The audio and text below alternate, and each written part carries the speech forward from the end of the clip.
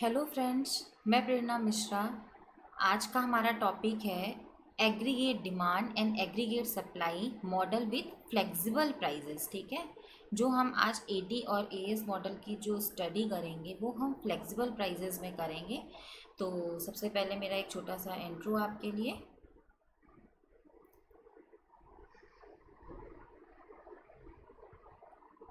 मैं आप सभी लोगों का friends let's crack NTA UGC NET channel पे बहुत बहुत स्वागत करती हूँ। मैं Prerna Mishra, UGC NET qualified BA mathematics and economics, MA in economics and I was former assistant professor at PPN degree college Kanpur university and I have 3 year working experience.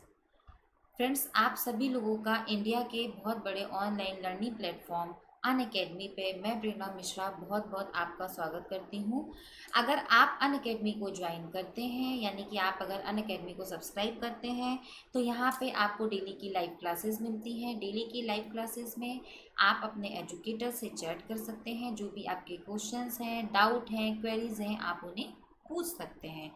Unacademy आपको structured course provide कराता है। Structured course मतलब जो भी आपको पढ़ाया जा रहा है वो एक स्ट्रक्चर्ड वे में यहाँ पे आपको सारा मटेरियल, सारी चीज़ें आपको स्ट्रक्चर्ड वे में प्रोवाइड कराई जाएंगी। चाहे वो आपका पेपर 1 हो, चाहे वो आपका पेपर 2 हो, दोनों की तैयारी यहाँ पे अनअकैडमी के प्लेटफॉर्म पे स्ट्रक्चर्ड वे में हमारे टॉप एजुकेटर के थ्रू आपके लिए यहाँ पे कराई जाती है। ठीक है, लाइव टेस्ट एंड क्विज की यहाँ पे फैसिलिटीज़ मिलती हैं। लाइव टेस्ट एंड क्विज के हेल्प से, चूँकि नेट का एग्ज़ाम आप लोग जानते हैं कि एक बड़े लेवल का एग्ज़ाम होता है, ठीक है, और जो कि आपकी डीप स्टडी को मांगता है कि आपने अपने चीज़ों को कितने अच्छे से पढ़ा है, कितना डीप एनालाइज किया है।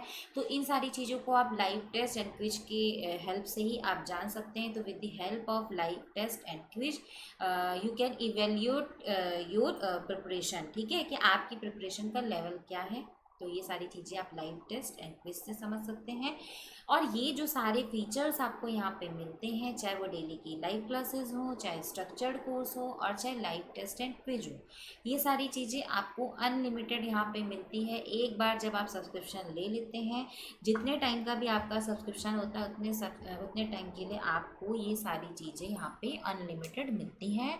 One subscription gets you access to all our live and recorded courses to watch from the comfort of any of your devices, right? Unacademy को इंस्टॉल करने के लिए आपको क्या करना है, अपने फ़ोन पे गूगल प्ले पे जाएं, अनअकैडमी का लर्निंग ऐप इंस्टॉल करें। ठीक है, उसके बाद आप उसमें डालेंगे एनटीए यूजीसी नेट। ठीक है, तो जिसमें आप देख रहे हैं कि अगर आप 12 मंथ का सब्सक्रिप्शन लेते हैं तो आपकी फ़ीस होगी 10,000, सॉरी, अगर आप 12 मंथ का सब्सक्रिप्शन लेते हैं तो आपकी फ़ीस होगी 11,550। एंड अगर आप 24 मंथ्स का सब्सक्रिप्शन लेते हैं तो आपकी फ़ीस होगी 16,800। बट जब आप प्रोसीड टू पे पे जाएंगे और मेरा कोड PRERNA प्रेरणा यूज़ करेंगे तो आपको 10% का डिस्काउंट मिलेगा, जिसके बाद आपकी 12 मंथ की फ़ीस होगी 10,395, जो कि पहले 11,550 थी, और 24 मंथ्स की फ़ीस आपकी हो जाएगी 15,120, जो बिफोर डिस्काउंट 16,800 थी। मीन्स जैसा कि आप देख रहे हैं कि आप सिर्फ 5,000 रुपीज़ एक्स्ट्रा दे करके आपको 1 साल की जगह पे 2 साल का सब्सक्रिप्शन ले सकते हैं। तो आई थिंक 2 साल का सब्सक्रिप्शन लेना आपके लिए ज़्यादा बेनिफिशियल होगा, बिकॉज डिफरेंस ज़्यादा नहीं है 24 मंथ्स एंड 12 मंथ के सब्सक्रिप्शन में, राइट। तो आज की हम क्लास शुरू करते हैं। जैसा कि मैंने आपको बताया कि आज का हमारा जो टॉपिक है वो aggregate demand and aggregate supply model with flexible prices या variable prices we can say. ठीक है,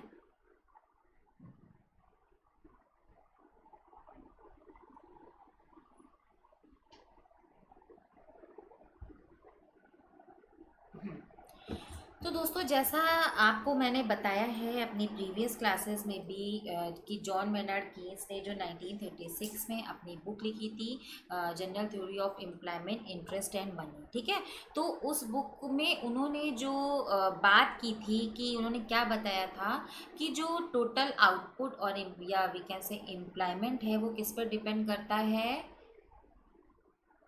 नंबर ऑफ एम्प्लॉयमेंट पे, ठीक है, यानी कि टोटल आउटपुट या आपका जो नेशनल इनकम है वो किस पे डिपेंड कर रही है, नंबर ऑफ एम्प्लॉयमेंट में। एंड नंबर ऑफ एम्प्लॉयमेंट किस पे डिपेंड करता है, इफेक्टिव डिमांड पे, ठीक है।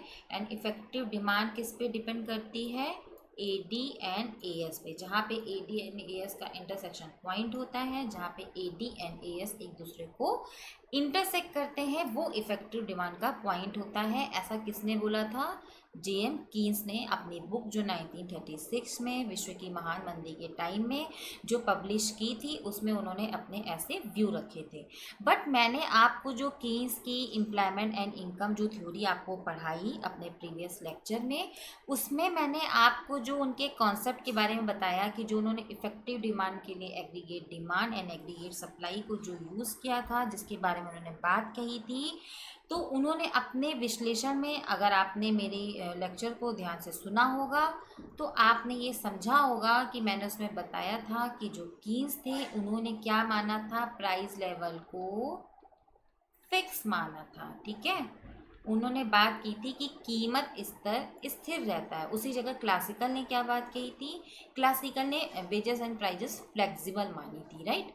तो उन्होंने बात क्या की थी कि कीमत स्तर स्थिर रहता है, जिसको देखते हुए उन्होंने अपना ये जो नेशनल इनकम एंड आउटपुट का जो एम्प्लॉयमेंट का मॉडल है जेएम कीन्स ने जो दिया था, जिसमें उन्होंने इफेक्टिव डिमांड का पॉइंट बताया था कि where A D and A S is intersect to both each other, वहाँ पे क्या होगा, इफेक्टिव डिमांड का पॉइंट डिसाइड होता है।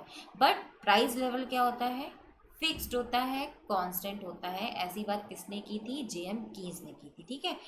लेकिन अगर हम एज अ यूजुअली देखें तो कीमत स्तर में परिवर्तन होते रहते हैं, बट कीन्स ने उसको इंक्लूड नहीं किया था अपनी थ्योरी में, ठीक है। तो जो बाद में, जैसा कि हम लोगों ने क्लासिकल इकोनॉमिस्ट का एरा पढ़ा जिसमें उन्होंने वेजेस एंड प्राइजेस को फ्लेक्सिबल माना, जेएम कीन्स ने प्राइजेस को कांस्टेंट माना या फिक्स्ड माना। तो उसके बाद जो ये मॉडर्न इकोनॉमिस्ट आए, इन्होंने जो A D and A S का जो कॉन्सेप्ट दिया उसमें उन्होंने क्या माना, ए D and A S model में फ्लेक्सिबल प्राइजेस की बात की। उन्होंने बोला कि जो कीमत स्तर है उनमें परिवर्तन होते रहते हैं, जिसके कारण आधुनिक अर्थशास्त्रियों ने ए डी एंड ए एस की एक न्यू कॉन्सेप्ट को उन्होंने रिप्रेजेंट किया, जिसमें उन्होंने वेरिएबल प्राइजेस की या फ्लेक्सिबल प्राइजेस के बारे में बात की थी।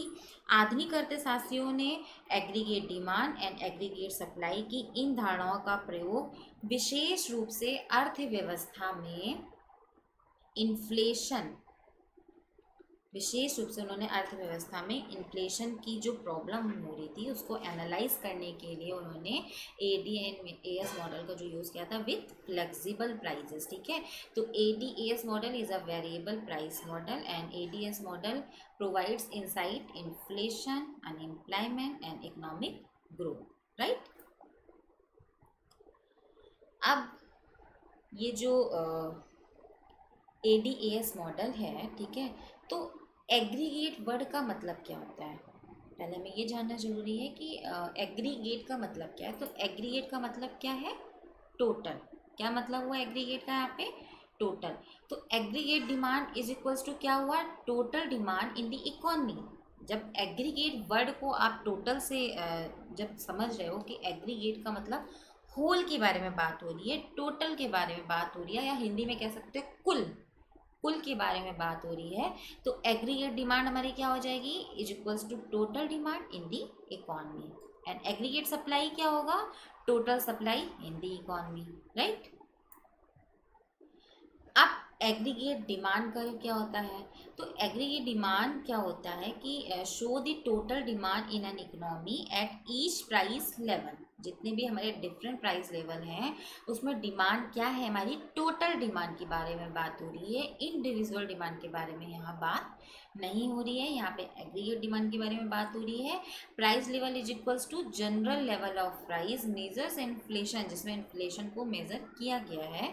And aggregate demand is demand from each of sectors of the economy. मतलब यहाँ पे किसी एक पर्टिकुलर सेक्टर के बारे में बात नहीं हो रही। जैसा कि मैंने आपको जब पढ़ाया कि भाई हम लोग मैक्रो इकोनॉमिक्स की स्टडी क्यों करते हैं, तो उसमें भी मैंने आपको बताया था कि भाई मैक्रो में हम होल इकोनॉमी की बात करते हैं, उसी जगह माइक्रो में हम इंडिविजुअली किसी फर्म या किसी कंज्यूमर या किसी एक बिजनेस की बात करते हैं। लेकिन हम लोग इसमें जब मैक्रो इकोनॉमी में पढ़ते हैं तो हम लोग डिमांड की जगह पे एग्रीगेट डिमांड पढ़ते हैं। Aggregate demand is the demand from each of sectors of the economy. ठीक है, जितने भी अर्थव्यवस्था के सेक्टर हैं उन सभी की जो डिमांड होती है उनका टोटल होता है एग्रीगेट डिमांड। ठीक है, तो अगर हम बात करें कि एग्रीगेट डिमांड क्या है, तो aggregate demand is equals to consumption spending plus investment spending plus government spending plus net export.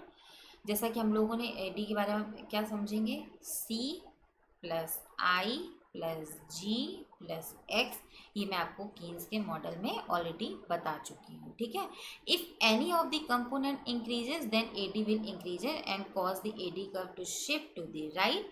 और अगर इनमें किसी में भी डिक्रीज अगर कुछ होगा, ठीक है, तो if any of this component decreases the AD will decrease and causes the AD curve to shift to the left. ठीक है, अब ये सारी चीज़ें मैं आपको डिटेल में बताऊंगी, आपको परेशान होने की ज़रूरत नहीं है।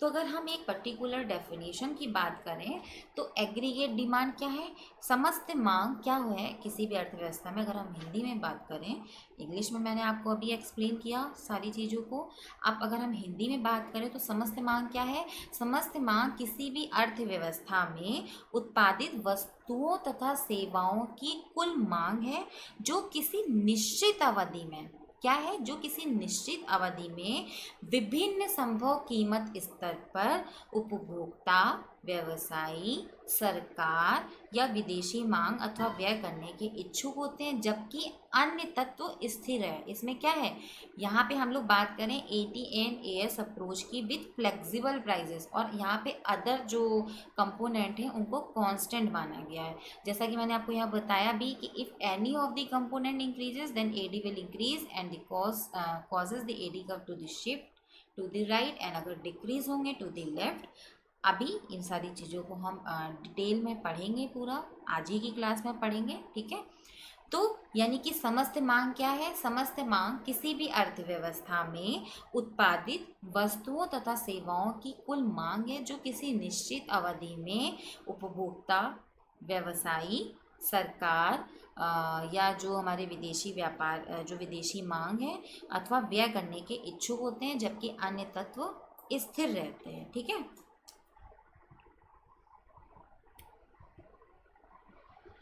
तो अब अगर हम बात करें कि हाँ, कि डेरिवेशन ऑफ, अगर हम एग्रीगेट डिमांड कर की बात करें,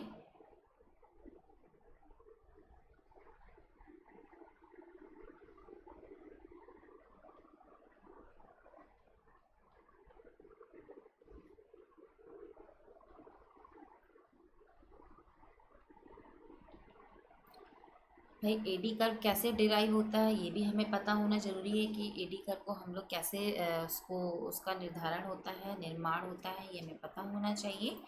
तो उसके लिए हम लोग ऐसे इसको समझेंगे।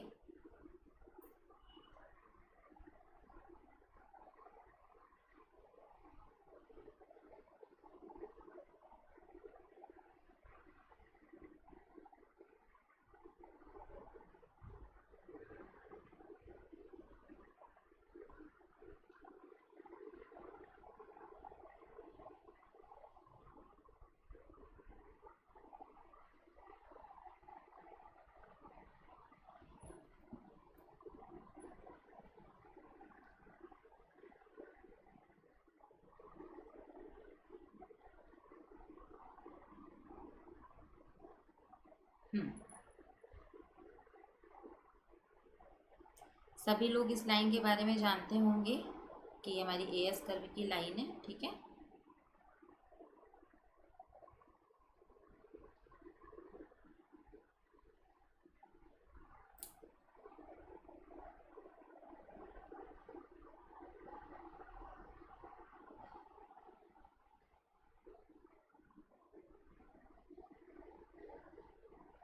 जो कि 45 डिग्री में होती है, जो ये बताती है कि हमारे मान लो यहाँ पे हमने क्या लिया, वाई एक्सिस पे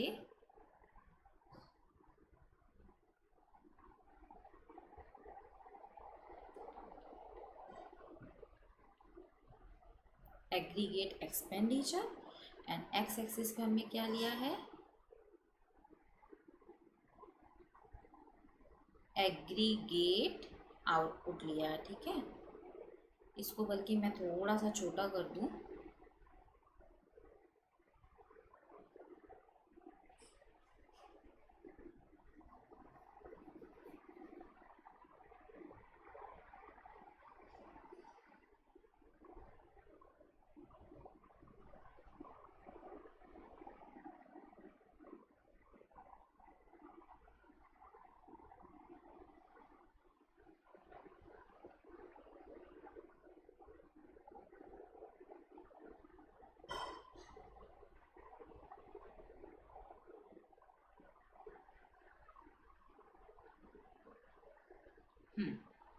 ठीक है।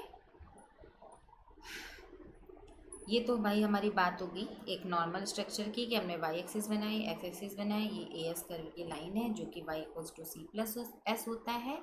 अब इस ए एस कर्व को अगर हम ये माने कि अगर हम ए टी कर्व का अगर हमें निर्माण करना है, तो सबसे पहले तो हमें ये मानना होगा कि ये हमारी उपभोग की लाइन है। ठीक है, इसको अगर आप बात करें कि ये हमारी लाइन क्या है, उपभोग की लाइन है, Y equals to C plus S. ठीक है, अब चूंकि यहाँ पे कीमतों को क्या माना गया है, परिवर्तनशील माना गया है, तो सबसे पहले तो हम बात करेंगे कि एडी कर्व को डिराइव कैसे कर रहे हैं, उसके बाद हम यहाँ पे कीमत स्तर के बारे में बात करेंगे। ठीक है, तो स्टार्टिंग में क्या है, इनिशियल प्राइस लेवल की अगर हम बात करें तो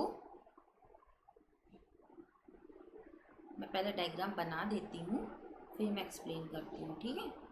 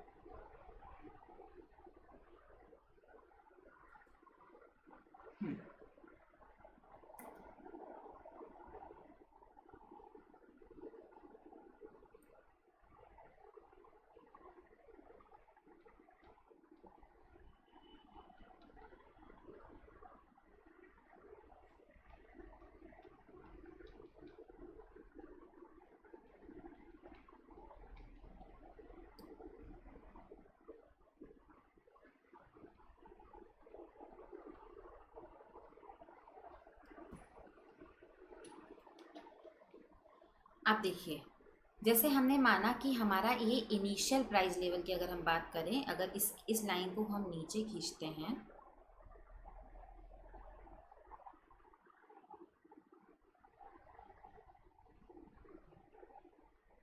हम्म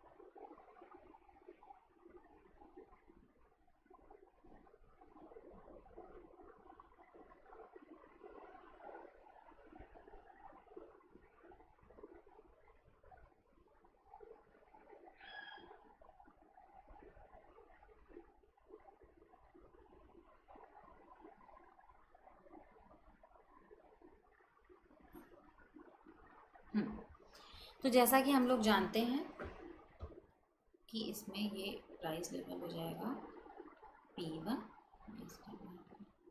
P0 P2। अब बात आ रही है कि एडी कर्व का निर्माण कैसे होता है। तो सबसे पहले हम क्या बात करेंगे कि कीमत स्तर में जैसे परिवर्तन के बारे में हमें यहाँ बात करनी पड़ेगी कि जैसे हमारा इनिशियल जो एक्सपेंडिचर, यहाँ पे चूँकि वाई एक्सिस पे हमने एग्रीगेट एक्सपेंडिचर को लिया है, तो ये हमारी जो कि Y equals to C plus S की लाइन है, इसको हमारी ये वाली लाइन जो ग्रीन कलर से मैंने आपको दिखाई है C plus I plus G plus X N at P0 level पे, हमारी ये जो लाइन है ये कहाँ पे इंटरसेक्ट कर रही है, E0 पॉइंट पे माना हमने इंटरसेक्ट कर रही है। ठीक है, तो अब हमने माना कि जैसे हमने कि कीमत स्तर क्या हुआ कि कम हो गया। ठीक है, अगर अगर सरकार में, चूंकि यहाँ पे फ्लेक्सिबल माना है प्राइजेस को। ठीक है, अब मान लो कि अब इसके बिहाफ में कीमत स्तर क्या निर्धारित हो रहा है, P0 निर्धारित हो रहा है। अब अगर कीमतें कम हो गई तो कीमतों के कम होने पे आपके एग्रीगेट एक्सपेंडिचर क्या होंगे, बढ़ेंगे। बिकॉज क्यों, आपका जो रियल कैश बैलेंस इफेक्ट है वो बढ़ेगा। अभी मैं इसको भी एक्सप्लेन करूंगी कि कैसे बढ़ेगा। अभी आप पहले ये समझिए कि आखिर एडी कर्व बनता कैसे है। ठीक है, तो जब प्राइस लेवल डाउन हुआ तो प्राइस लेवल के डाउन होने से क्या हुआ कि आपका जो कंजप्शन कर्व था वो क्या हुआ, वो राइट साइड में शिफ्ट हुआ। ठीक है, तो वो राइट साइड में शिफ्ट होकर के सॉरी लेफ्ट साइड में शिफ्ट हुआ, तो आपका ये क्या हो गया, यहाँ पे आ गया शिफ्ट होकर के। ठीक है, जहाँ का प्राइस लेवल कम हुआ तो आपके कंजप्शन क्या होंगे, बढ़ेंगे। आपका एग्रीगेट एक्सपेंडिचर क्या होगा, बढ़ेगा, जो कि E0 से E2 पॉइंट पे आ जाएगा। ठीक है, तो इसके लेवल पे आप प्राइस लेवल क्या देख रहे हैं, कम हो गया है, क्योंकि आपका कीमत स्तर कम हुआ है तो आपके एग्रीगेट एक्सपेंडिचर क्या हो रहे हैं, बढ़ रहे हैं। जो कि पहले P0 पॉइंट पे ये वाली लाइन जो थी, अब ये बढ़ करके यहाँ हो गई, तो आपका इक्विलिब्रियम पॉइंट E2 हो गया। अब माना कि अगर अर्थव्यवस्था में कीमत स्तर कम हो जाए, बढ़ जाए, तो कीमत स्तर के बढ़ने से क्या होगा कि आपके एक्सपेंडिचर जो होंगे वो कम होंगे। चूंकि कीमत स्तर क्या हो रहा है, बढ़ रहा है, तो एक्सपेंडिचर कम हुए। तो ये जो ग्रीन कलर वाली लाइन थी आपकी P0 लेवल पे, वो क्या हुई, शिफ्ट हो गई, कहाँ, कैसे, लेफ्ट साइड में, या डाउनवर्ड शिफ्ट हुई। तो आपकी P1 लाइन की कंजप्शन लाइन क्या हो गई, ये वाली रेड कलर वाली। ठीक है, तो आपका कंजप्शन जब कम हुए तो इसका मतलब क्या, वही जैसा कि मैंने बताया कि प्राइस लेवल बढ़ा है, तो प्राइस लेवल P0 से P1 हो गया था, तो आपके एक्सपेंडिचर कम हो गए थे, एक्सपेंडिचर की लाइन नीचे की ओर शिफ्ट हो गई थी। तो अगर आप ये P1 P0 और इसके बिहाफ में अगर आप उत्पादन की बात करें तो E0 के करस्पॉन्डिंग उत्पादन आपका कितना था, Y0 था। जब आपके कीमतें बढ़ी हैं, जब P1 हुई है, तो आपका उत्पादन भी घट करके Y1 हो गया, बिकॉज डिमांड कम हो रही है। और जब कीमतें आपकी घट रही हैं यानी कि OP2 पे, तो आपका उत्पादन बढ़ रहा है, जो कि OY2 पे आ गया है। तो हम लोग क्या देख रहे हैं कि कीमतों में और उत्पादन में इन्वर्स रिलेशन है। कीमतों में उत्पादन में, या कीमतों में और एग्रीगेट एक्सपेंडिचर में इन्वर्स रिलेशन है, जिस वजह से ये एडी कर्व क्या है, डाउनवर्ड शिफ्ट हो रहा है। क्या हो रहा है, एडी कर्व डाउनवर्ड शिफ्ट हो रहा है, because inverse relation between aggregate expenditure and the price level, या we can say inverse relationship between price level and aggregate output, the slope of AD curve is in downward direction. ठीक है, तो ये बात हुई डेरिवेशन ऑफ एडी कर्व की, कि आखिर एडी कर्व का निर्माण कैसे होता है। अब वही बात है कि व्हाट इज दी, जो अभी मैंने आपको बताया कि मैं अभी आपको एक्सप्लेन करूंगी चीज़ों को, कि आखिर एडी कर्व का जो शेप है वो डाउनवर्ड डायरेक्शन में क्यों होता है। तो एडी कर्व का शेप डाउनवर्ड डायरेक्शन में इसलिए होता है, जिसके रीज़न है। ठीक है, एक सेकेंड।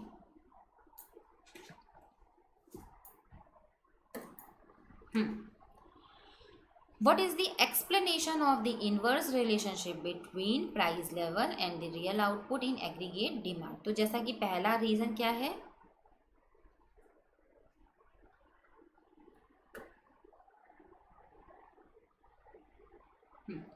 रियल बैलेंस इफेक्ट, जिसको हम क्या बोलते हैं, नकदी अधिमान प्रभाव। इसको हम क्या बोलेंगे हिंदी में,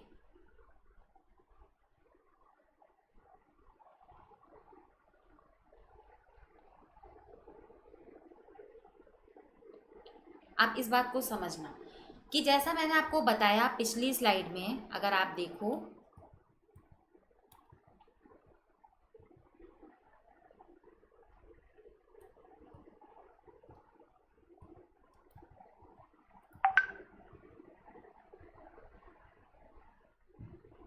हम्म। तो मैंने अपनी पिछली स्लाइड में आपको क्या बताया कि जब प्राइस लेवल डाउन हो रहा था तो आपके जब P0 से P2 अगर आपका प्राइस लेवल हुआ था, यानी कि प्राइस लेवल जब डाउन हो रहा था, तो आपके एक्सपेंडिचर क्या हो रहे थे, बढ़ रहे थे। तो वो क्यों बढ़ रहे थे? Because when price level falls the purchasing power of existing financial balance rises which can increase spending. भाई आप सोचो कि जब कीमतें कम हो रही तो क्या हो रहा है कि हम अगर जो पहले 20 रुपए में मान लो हम किसी चीज़ की यूनिट 5 खरीद रहे थे, या हम 5 किलो चावल खरीद रहे थे, अब मान लो चावल के दाम कम हो गए तो हम 20 रुपए में अब मान लो 7 किलो चावल खरीद पा रहे हैं। तो हमारी क्रय शक्ति क्या हो रही है, बढ़ रही है। और हमारा जो रियल बैलेंस इफेक्ट है वो क्या आ रहा है, बढ़ रहा है। जो नकदी अधिमान प्रभाव है वो हमारा क्या हो रहा है, वो बढ़ रहा है। ठीक है, यानी कि कीमतों के घटने से क्या होगा, परिसंपत्तियों की जो क्रय शक्ति है वो बढ़ जाएगी, मांग बढ़ेगी, उत्पादन बढ़ेगा, एक्सपेंडिचर बढ़ेगा, इसलिए एडी कर क्या होगा, डाउनवर्ड होगा। भाई क्या हुआ कि अगर रियल बैलेंस इफेक्ट की अगर हम बात करें, रियल बैलेंस इफेक्ट में क्या है कि कीमतों के कम होने से जो आपके पास जो नकदी है उसकी क्या होगी, परचेजिंग पावर बढ़ेगी। ठीक है, when price level falls the purchasing power of existing financial balance rises. ठीक है, तो आपकी परचेजिंग पावर बढ़ रही है। ठीक है, डेट मीन्स आपकी डिमांड बढ़ रही है। डिमांड के बढ़ने से क्या होगा, उत्पादन बढ़ेगा। उत्पादन के बढ़ने से एक्सपेंडिचर बढ़ेगा, और एक्सपेंडिचर के बढ़ने से एडी कर डाउनवर्ड होगा। ठीक है, एडी कर क्या होगा, एडी एडी कम नहीं हो रहा है, एडी कर डाउनवर्ड हो रहा है, ये बात समझ लीजिएगा आप। Second point is interest rate effect. ठीक है, तो इंटरेस्ट रेट इफेक्ट में क्या है, ब्याज ब्याज दर प्रभाव, इसको हम हिंदी में बोलेंगे। ठीक है,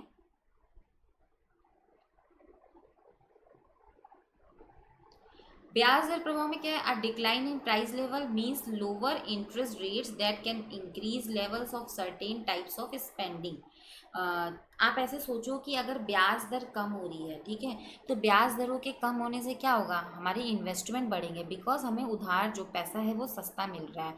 तो इन्वेस्टमेंट बढ़ेंगे तो क्या होगा कि डिमांड बढ़ेगी, डिमांड बढ़ेगी तो इन्वेस्टमेंट बढ़ रहा है, डिमांड बढ़ेगी, प्रोडक्शन बढ़ेगा, लोगों की इनकम बढ़ेगी। ठीक है, यानी कि लोगों की परचेजिंग पावर एक तरह से बढ़ रही है, लोग ज़्यादा खर्चा कर रहे हैं, एग्रीगेट एक्सपेंडिचर बढ़ेगा। डेट मीन्स एडी कर क्या होगा, डाउनवर्ड शिफ्ट होगा। बात समझिए आप लोग कि कीमत इस तरह के कम होने से जो क्या होगा कि लेन देन के उद्देश्य के लिए जो आप मुद्रा रखते हो, ठीक है, फॉर ट्रांजेक्टिव पर्पस जो आप मनी रख रहे हो, वो क्या होगी कि उसकी मांग कम होगी, यानी कि नकदी मुद्रा की मांग कम होगी, बिकॉज इंटरेस्ट रेट क्या हो रहे हैं, प्राइस लेवल के decline in price level means lower interest rate. जब आपके इंटरेस्ट रेट डाउन हो रहे हैं तो आप क्या करोगे, आप कैश मनी को कम रखोगे। ठीक है, क्योंकि उसमें आपको फ़ायदा नहीं है, आपको ब्याज कम मिलेगा, आप क्या करोगे, इन्वेस्ट करोगे। और जब आप इन्वेस्टमेंट करोगे तो प्रोडक्शन बढ़ेगा, प्रोडक्शन के बढ़ने से एग्रीगेट एक्सपेंडिचर बढ़ेगा, डेट मीन्स एडी का डाउनवर्ड शिफ्ट होगा। ठीक है,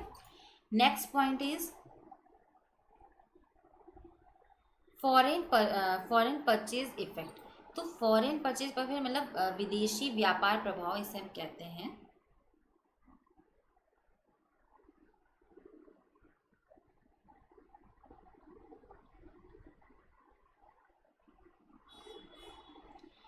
विदेशी व्यापार प्रभाव में क्या होता है कि when price level falls other things being equal, Philippines prices will fall related to foreign prices. ठीक है, which will tend to increase spending on Philippine export and also decrease import spending in favour of Philippines product that compete with imports. आप इसको ऐसे समझिए कि जब आपके price level कम हो रहे हैं, यानी कि price of the commodity of your country, आपकी कंट्री में अगर प्राइस लेवल फॉल हो रहे हैं तो in your country price of the commodity falls, that means your export क्या होंगे, सस्ते होंगे। आपके एक्सपोर्ट क्या होंगे, your export will be cheaper.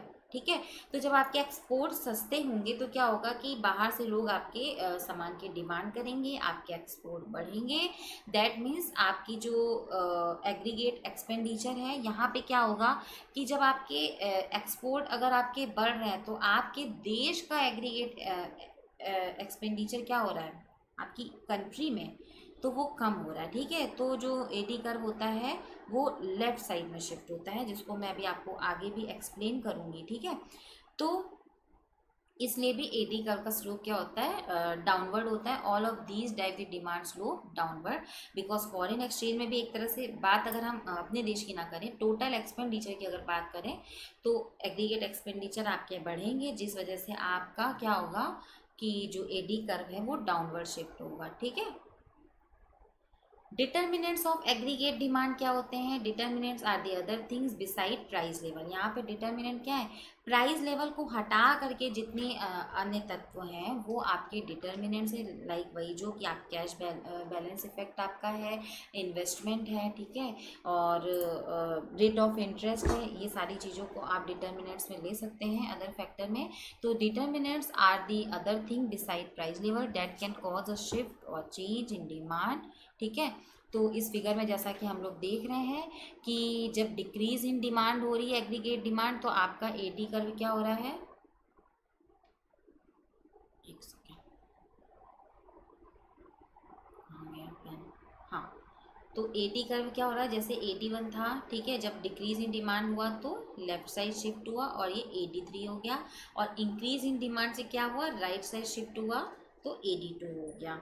अब ये इसकी प्रोसेस में क्या क्या होता है ये मैं भी आपको एक्सप्लेन करूँगी। ठीक है। तो जैसा कि मैंने बताया कि determinants are the other thing beside price level that can cause a shift और change in demand. Effect of the following determinants are discussed in more detail in the text. यहाँ पे हम लोग क्या देख रहे हैं? डिटर्मिनेंट्स में टू थिंग्स के बारे में बात हो रही है। एक तो डिटर्मिनेंट्स, दूसरा दी मल्टीप्लायर इफेक्ट। ठीक है।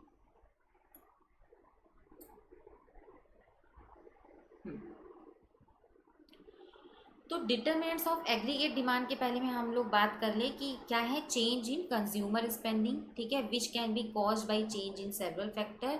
कि कंज्यूमर स्पेंडिंग आपकी कंज्यूमर की वेल्थ से, कंज्यूमर के एक्सपेक्टेशन से, हाउस होल्ड इन डिविडेंड से, टैक्सेस से, कि भाई आपकी जो कंज्यूमर स्पेंडिंग है, आपके कंज्यूमर के पास कितने पैसे हैं उस पर डिपेंड करेगी। ठीक है, कंज्यूमर की एक्सपेक्टेशन क्या है उस पर डिपेंड करेगी कि भाई उसे लग रहा है कि नहीं लग रहा है कि फ्यूचर में उसकी कितनी इनकम होनी है, कितनी नहीं होनी है। ऐसा तो नहीं कि इनकम कम होगी। मतलब ये जो बहुत सारे फैक्टर हैं कंज्यूमर एक्सपेक्टेशन के, वो आपकी एग्रीगेट डिमांड को निर्धारित करते हैं। ठीक है। टैक्सेस, जैसा कि मैंने आपको बताया कि टैक्सेस क्या होते हैं? आपके उपभोग को कम करते हैं। दैट मीन्स आपके एक्सपेंडिचर को कम करते हैं। बिकॉज टैक्सेस की वजह से आपकी, अगर टैक्सेस आपके ऊपर ज़्यादा लगाए जा रहे हैं तो आपकी इनकम कम हो जाएगी। आपकी डिस्पोजेबल इनकम, टैक्सेस को अगर आप अपनी इनकम में से हटाओगे तो क्या मिलता है? Disposable income. तो डिस्पोजेबल इनकम आपकी क्या होगी? कम होगी, जिस वजह से आपके जो एग्रीगेट डिमांड है वो कम होगी। और अगर टैक्सेस कम लग रहे हैं तो एग्रीगेट डिमांड ज़्यादा होगी। ठीक है। Changes in government spending. तो गवर्नमेंट स्पेंडिंग की चेंजेस में क्या है कि which can be caused by changes in several factor. कि इंटरेस्ट रेट इसमें आपका मेन फैक्टर है। एक्सपेक्टेड रिटर्न्स क्या हैं? Which are a function of expected future business conditions. ठीक है। टेक्नोलॉजी क्या है? Degree of excess capacity, business tax. ये जो सारे रीज़न है कि भाई ब्याज की दर क्या है। ठीक है। एक तो चेंज इन गवर्नमेंट स्पेंडिंग की सरकार के व्यय ज़्यादा हो रहे हैं कि कम हो रहे हैं। अगर सरकार अपने व्यय बढ़ाती है तो हमारा एग्रीगेट जो डिमांड कर्व है वो राइट साइड में शिफ्ट होता है, और अगर सरकार व्यय अपने कम करती है तो हमारा aggregate demand curve left side में शिफ्ट होता है। इसी तरीके से आपके चेंजेस इन इन्वेस्टमेंट के ऊपर भी बातें हैं कि आपका इन्वेस्टमेंट, जो कि इन सारे फैक्टर्स पर डिपेंड करता है। पहला तो rate of interest, and the second is expected return. कि आप जिस चीज़ में इन्वेस्ट कर रहे हो उस चीज़ में आपको एक्सपेक्टेड प्रॉफिट क्या है, जो कि एक बहुत मेन एलिमेंट है। ठीक है। एक्सपेक्टेड फ्यूचर बिजनेस कंडीशंस क्या है? ठीक है, कि भविष्य में आपके व्यापार की कंडीशंस क्या होंगी। टेक्नोलॉजी क्या है? डिग्री ऑफ एक्सेस कैपेसिटी क्या है? एंड बिजनेस टैक्सेस क्या है? ठीक है, कि आपके व्यापार पे कितना कर लग रहा है। ये सारी चीज़ें आपके इन्वेस्टमेंट में एक बहुत बड़ा रोल प्ले करती हैं। ठीक है। अब बात आती है नेट एक्सपोर्ट स्पेंडिंग की। तो changes in net export spending unrelated to price level. ठीक है, which may be caused by changes in other factors such as national income abroad and exchange rate. Depreciation of the pressurizes Philippines exports since Philippine product become less expensive when foreign buyers can obtain more dollars for their currency.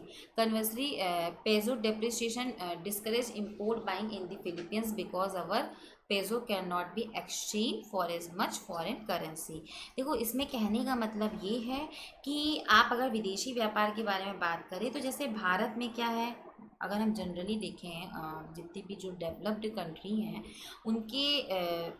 उनके comparison में भारत का जो सामान्य कीमत स्तर है वो कम होता है, उसकी करेंसी सस्ती होती है डॉलर के कंपैरिजन में। ठीक है, तो यानी कि आपके निर्यात क्या होंगे, हमारे देश के अपेक्षाकृत अधिक सस्ते होंगे। ठीक है, तो दूसरी ओर क्या है कि भारत में आपके चूँकि अपेक्षाकृत कीमत स्तर पर भारतीय लोगों का क्या है, आयातित वस्तुओं के बजाय भारतीय वस्तुएं खरीदने के लिए, चूँकि आपके देश में अगर आप बाहर से कोई सामान, अगर आप सोचो कि जैसे अदर कंट्री के लोग हमारी कंट्री से सामान मंगा रहे हैं, अगर हम ये सोचे कि हम दूसरे देश से सामान मंगाएंगे तो हमें तो वो सामान महंगा मिलेगा ना अपने देश के कंपैरिजन में, बिकॉज हमारी करेंसी उनकी करेंसी के कंपैरिजन में सस्ती है। हमें $1 के बदले में ज़्यादा रुपए देने पड़ेंगे और उनके लिए हमारा रुपया बहुत सस्ता है। ठीक है, तो हमारे आयात तो महंगे हो रहे हैं और हमारे निर्यात सस्ते हो रहे हैं। तो मतलब दूसरे के लिए हमारे आयात क्या है, सस्ते हैं, मतलब हमारे निर्यात उनके आयात है तो उनके लिए सस्ते हैं, और हम दूसरे के निर्यात यानी कि जो हमारे लिए आयात है वो हमारे लिए महंगे हैं। ठीक है, जिस वजह से क्या होगा कि भारत के सामान्य कीमत स्तर में कमी होगी। ठीक है, जो कि अधिक निर्यात तथा कम आयात उत्पन्न करेगी, जिसके कारण भारतीय वस्तुओं की एग्रीगेट डिमांड में एक्सपेंशन होगा। ठीक है, और इसके विपरीत अगर भारत में कीमत स्तर में वृद्धि होगी तो क्या होगा कि आपके निर्यातों में कमी होगी और आयातों में वृद्धि होगी। इस प्रकार कीमत स्तर में वृद्धि मुद्रास्फीति को में कमी कर देगी। ठीक है, कीमत स्तर में जो वृद्धि है वो मुद्रास्फीति नेट एक्सपोर्ट में आपके क्या होगी, कमी कर देगी। ठीक है, जो आपके नेट एक्सपोर्ट हैं बिकॉज ऑफ इन्फ्लेशन, जो आपका प्राइस लेवल बढ़ रहा है जिस वजह से इन्फ्लेशन आ रहा है, आपके एक्सपोर्ट क्या होंगे, कम हो जाएंगे। ठीक है, तो ये सारे रीज़न थे नेट एक्सपोर्ट स्पेंडिंग में। अब जो यहाँ पे मैंने जो टर्म यूज़ किया था कि ये तो डिटर्मिनेंट्स के बारे में बात होगी जो कि ए फैक्टर था। ठीक है,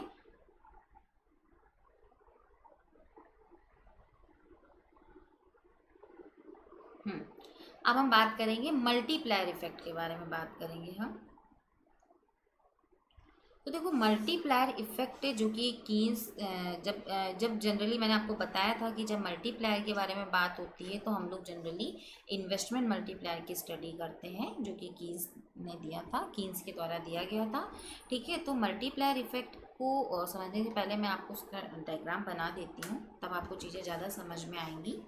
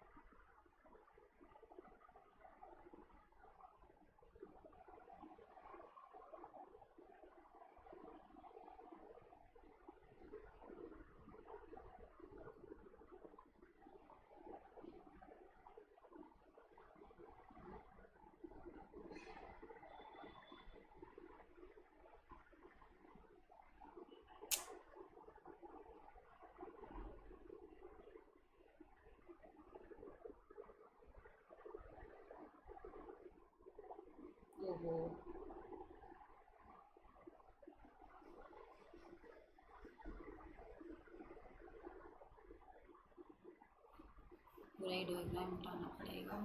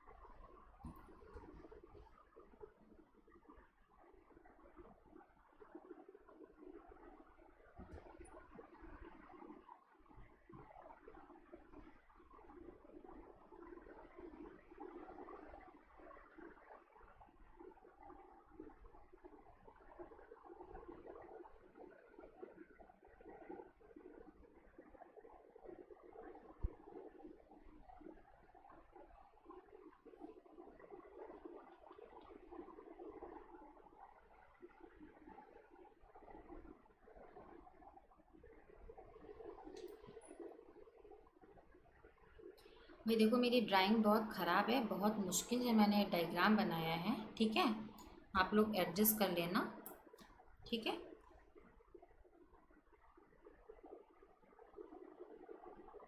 हम्म।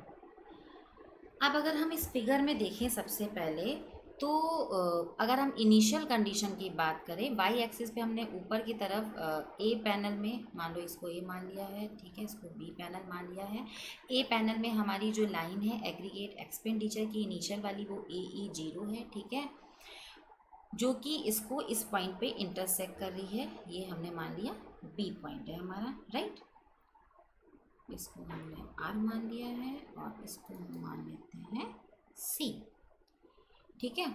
तो अब हमने माना कि जैसे ये जो सप्लाई कर्व है, ये शॉर्ट टर्म सप्लाई कर्व है, जो कि ऊपर की ओर, जैसा हम देख रहे हैं ना, ढालू होता है, ढालू वाला अपवर्ड होता है, ठीक है। तो ऊपर की ओर ढालू, ये हमारा एग्रीगेट शॉर्ट टर्म का सप्लाई कर्व है। तो अब हमें सबसे पहले इसमें मल्टीप्लायर इफेक्ट को देखना है कि ऊपर के अगर हम पोर्शन में देखें, तो ये जो कर्व है ए ई कर्व, ये ए एस कर्व को, यानी ये वाला जो y equals to C plus S वाली लाइन है, इसको बी पॉइंट पे इंटरसेक्ट कर रहा है, ठीक है। उसके करस्पॉन्डिंग में आपका उत्पादन कितना हो रहा है, ओ वाई जीरो हो रहा है, यानी कि, और प्राइस लेवल आपका क्या है, ओ पी, ओ से पी जीरो आपका प्राइस लेवल है, ठीक है। अभी बात यहाँ प्राइस लेवल की नहीं हो रही, अभी बात ये है कि इतने एक्सपेंडिचर हैं आपके, ठीक है, और ये आपका राष्ट्रीय उत्पादन है, और प्राइस लेवल आपका ओ पी जीरो है, ठीक है। अब हमने माना कि जैसे और जो इक्विलिब्रियम पॉइंट है वो बी डैश है, ठीक है।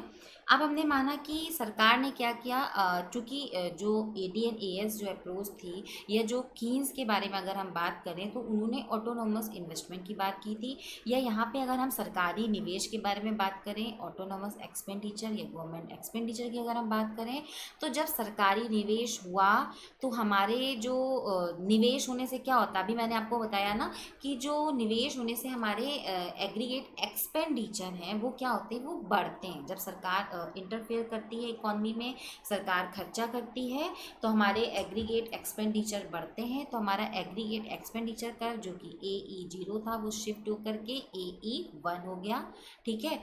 तो अब इसके करस्पॉन्डिंग हमारा उत्पादन कितना हो रहा है, ओ से लेके वाई टू तक हमारा उत्पादन हो रहा है।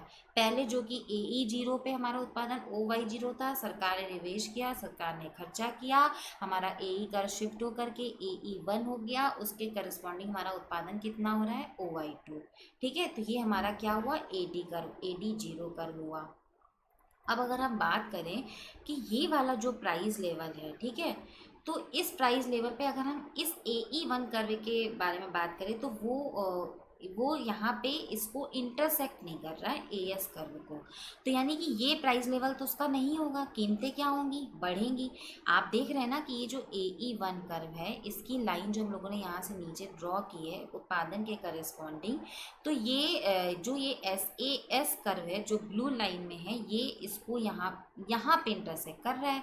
यहाँ पे ये जो पॉइंट ओ पी जीरो की है, जो प्राइस लेवल की है, उसको अच्छा, जब हमारा, हाँ ये बात मैं बताना भूली कि जब हमारे एक्सपेंडिचर बढ़ेंगे, तो जब एक्सपेंडिचर बढ़ते हैं तो हमारा ए डी कर्व जो कि ए डी जीरो था, O P zero price level पे, जब ओ वाई जीरो हमारा उत्पादन था, तो हमारा ए डी कर्व क्या था, ए डी जीरो था, ठीक है। इतनी बात समझ में आई सबको।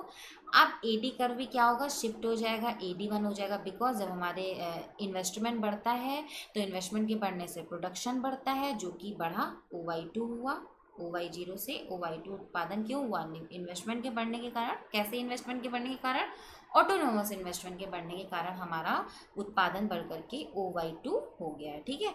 तो उत्पादन बढ़ा, ठीक है, लोगों के खर्चे बढ़े, हमारा A D one curve A D zero से शिफ्ट होके ए डी वन हो गया। तो ये ए एस कर्व को, एस ए एस कर्व को कहाँ पे इंटरसेक्ट कर रहा है, इस आर डैश पॉइंट पे इंटरसेक्ट कर रहा है। तो यानी कि हमारी कीमतें क्या हो गई, ओ पी जीरो से बढ़ करके ओ पी वन हो गई। अब जब कीमतें ओ पी जीरो से बढ़ के ओ पी वन हुई, तो अब क्या हुआ, कीमतों के बढ़ने से क्या होगा, हमारा जो एक्सपेंडिचर ए ई वन था, वो शिफ्ट होकर के क्या हो जाएगा, ए ई वन डैश, यानी कि डाउनवर्ड शिफ्ट हो गया। अब हमारे एक्सपेंडिचर चूँकि क्यों हो रहा है? प्राइस लेवल के बढ़ने के कारण। प्राइस लेवल हमारा OP0 से बढ़ करके OP1 हो रहा था, इस वजह से हमारे जो एक्सपेंडिचर थे वो कम हो गए, AE1 से AE1 डैश हो गए और हमारा उत्पादन घट करके, अब ये देखो अगर इस लाइन को नीचे तक ड्रॉ करें तो ये SAS को R डैश पे इंटरसेक्ट कर रहा है और उसके करस्पॉन्डिंग हमारा उत्पादन कितना है? O से लेके Y1 तक है, यानी हमारा उत्पादन भी OY2 से घट करके OY1 हो गया। ये बात सबको समझ में आई कि पहले क्या था इनिशियल कंडीशन में कि हमारा ये SAS कर्व था, ठीक है, इसको जो हमारा इनिशियल AE0 कर्व था, ये इस लाइन को जो कि हमारी y=c+s की लाइन है, B पॉइंट पे इंटरसेक्ट कर रहा था, जिसके करस्पॉन्डिंग हमने एक्स एक्सिस में देखा हमारा उत्पादन कितना था? OY0 था। तो इस और कीमतें कितनी थी? OP0 थी। तो इस एक्सपेंडिचर AE0 के करस्पॉन्डिंग हमारा AD कर्व AD0 था। फिर क्या हुआ? सरकार ने निवेश किया, सरकार ने खर्चा किया, ऑटोनोमस इन्वेस्टमेंट हुआ, जिस वजह से हमारा AE0 कर्व शिफ्ट हो करके AE1 हो गया, ठीक है। पर्पल कलर से हमने उसको शो किया है। अब क्या होगा कि हमारे जो ये जो SAS कर्व है, अब चूंकि एक्सपेंडिचर बढ़ा है तो हमारे एग्रीगेट डिमांड कर्व भी क्या होगा? राइट साइड यानी अपवर्ड शिफ्ट होगा। AD0 से AD1 हो गया, तो ये AD1 SAS को R डैश पॉइंट पे इंटरसेक्ट कर रहा था, मीन्स प्राइस लेवल क्या होंगे? बढ़ेंगे।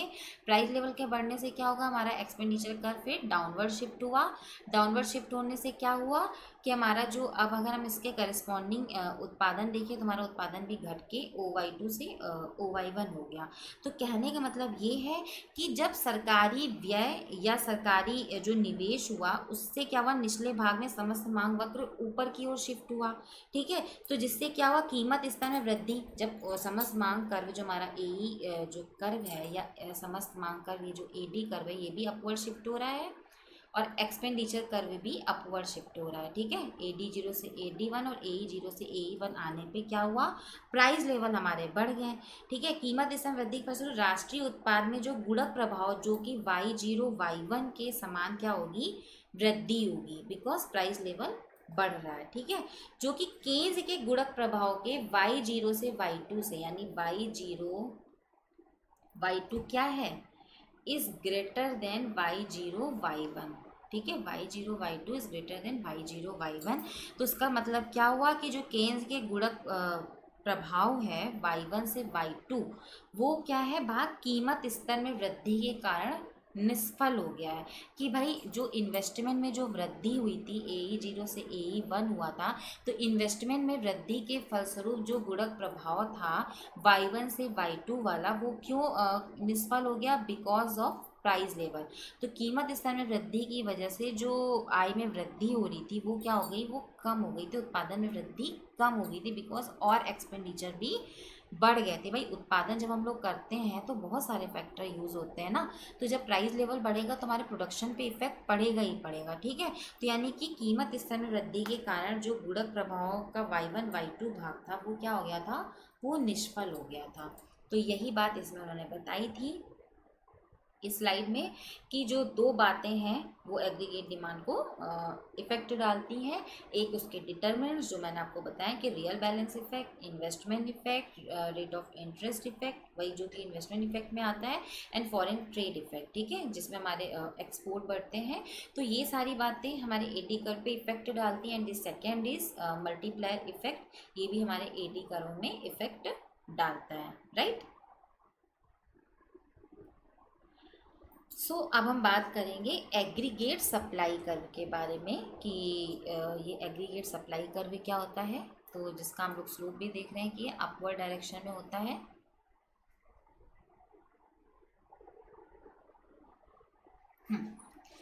Aggregate supply is a schedule or curve showing the level of real domestic output available at each possible price level। मतलब ये आप देख रहे हैं ना कि अपवर्ड डायरेक्शन में कि जब इतनी कीमत थी तो इतना उत्पादन था, प्राइस और बढ़े तो उत्पादन और बढ़ा, प्राइस और बढ़े तो उत्पादन और बढ़ा।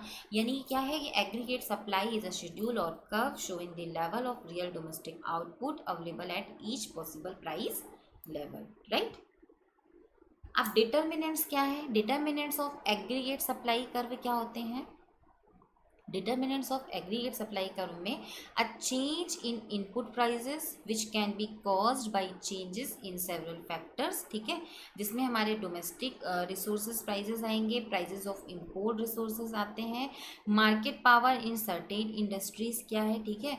सेकेंड पॉइंट आता है चेंजेस इन प्रोडक्टिविटी, कि भाई अगर आपकी प्रोडक्टिविटी बढ़ रही है, प्रोडक्टिविटी मतलब real output divided by input. Productivity कैसे, कि आपका जो एक्चुअल में उत्पादन हो रहा है और आप इनपुट क्या लगा रहे हो, ठीक है, उसका डिवाइड करके आपकी प्रोडक्टिविटी आती है। Can cause changes in per unit production cost, ठीक है।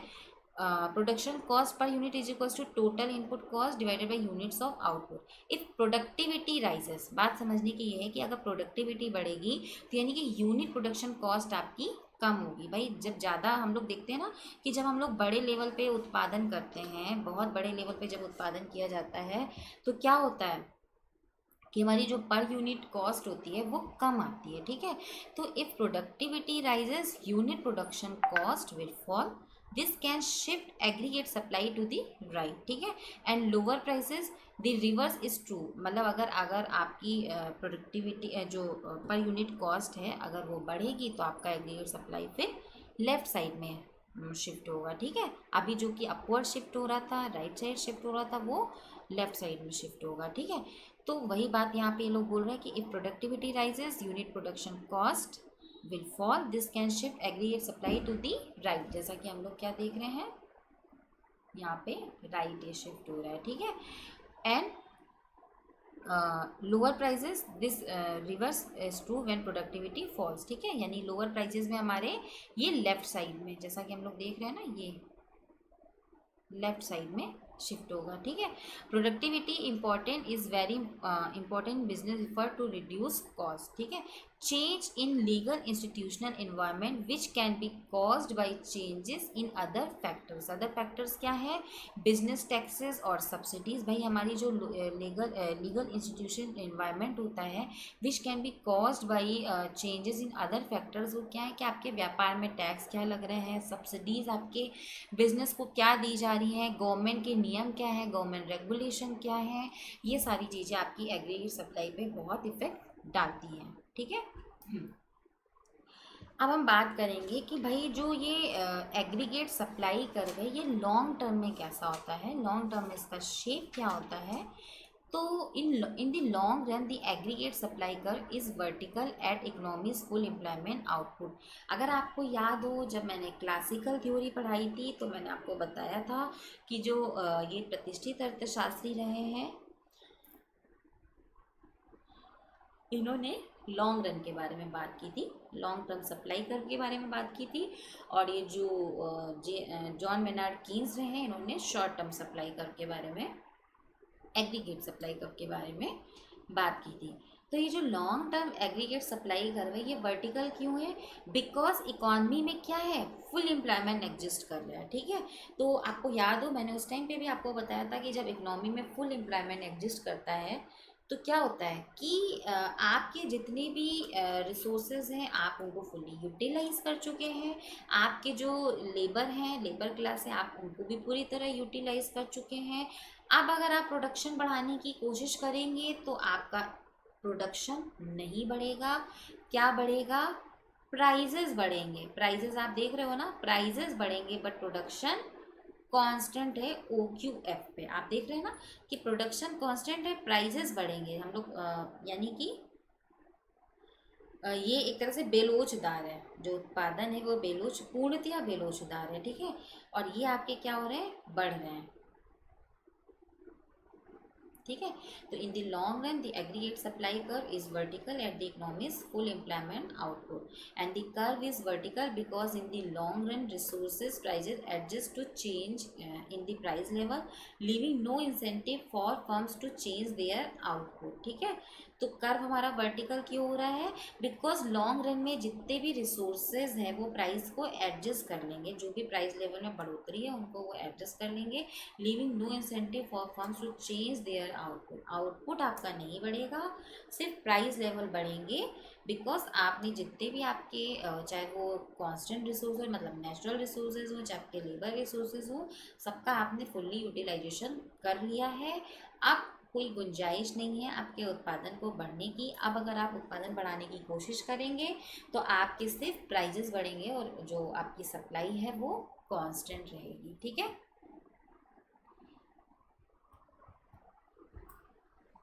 अब बात करते हैं एग्रीगेट सप्लाई कर्व इन दी शॉर्ट रन। ठीक है। तो दी short run aggregate supply curve is upward sloping. अभी मैंने बताया था ना कि अपवर्ड स्लोपिंग ऐसे जाता है। ठीक है। एक्चुअल में क्या होता है, अभी ये मैं आपको एक डायग्राम बना के बताऊंगी। सॉरी, मैं ज़रा पानी पियाऊँ, मैं पानी लेके नहीं बैठी हूँ यहाँ पे, है ना। 1 मिनट वेट करिएगा आप।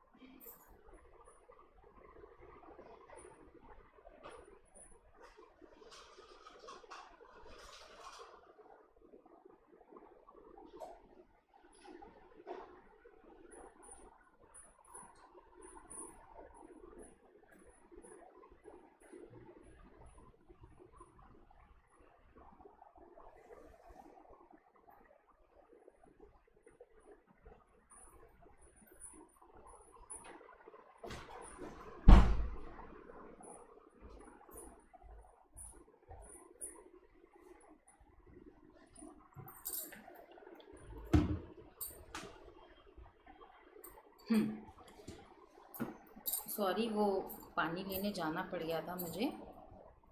ठीक है।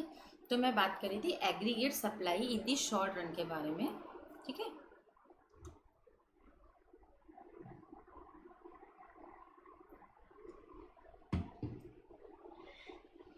The short run aggregate supply curve is upward sloping. The lag between product prices and resource prices makes it profitable for firms to increase output when the price level rises. And to the left of full employment output, the curve is relatively flat.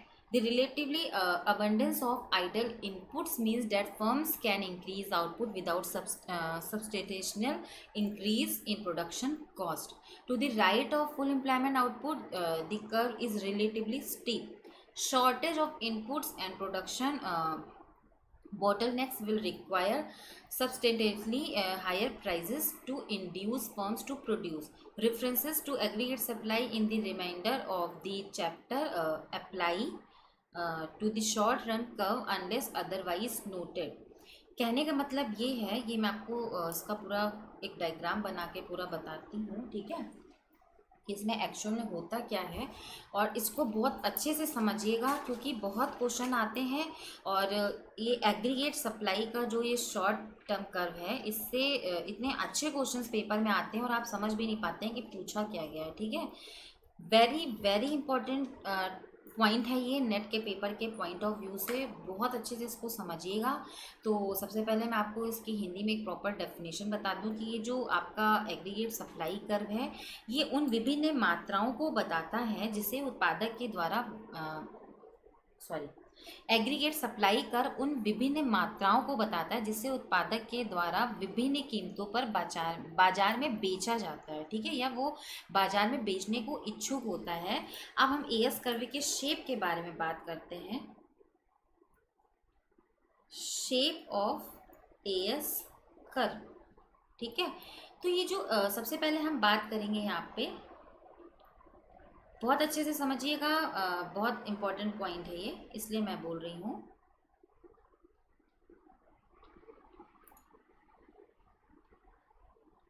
देखो, जो classical economist थे, जैसा कि मैंने आपको बताया कि उन्होंने माना था कि अर्थव्यवस्था में पूर्ण रोजगार पाया जाता है, ठीक है।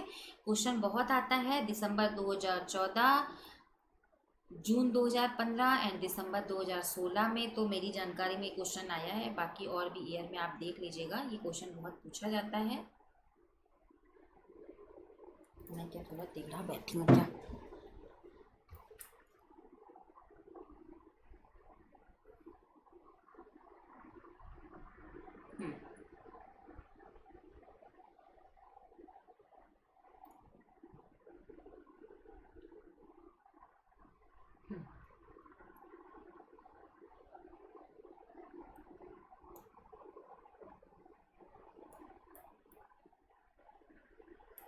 तो ये एएस कर क्या है, यहाँ पे वाई एक्सिस पे आप प्राइस लेंगे, ठीक है, यहाँ पे आप आउटपुट लेंगे, दैट इज ये पॉइंट मान लो हमने एम मान लिया।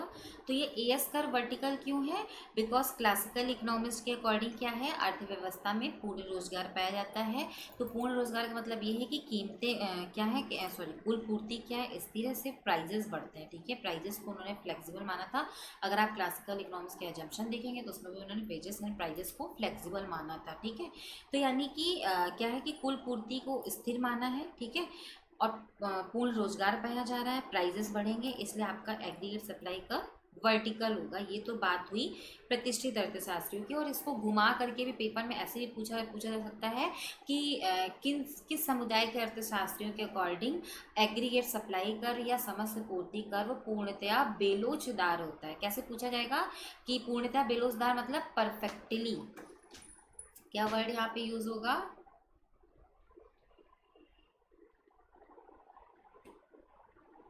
इनइलास्टिक, पूर्णतया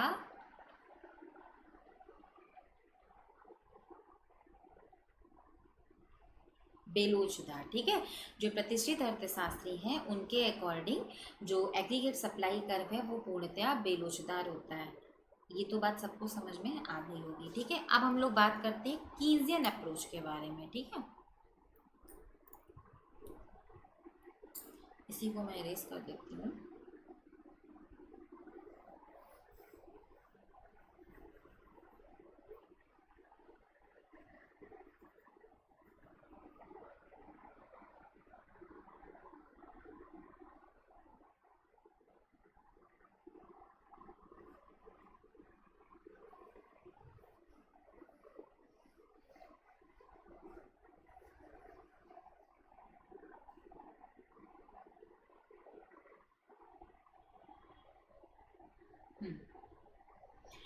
अब हम बात करेंगे कीन्स के अकॉर्डिंग।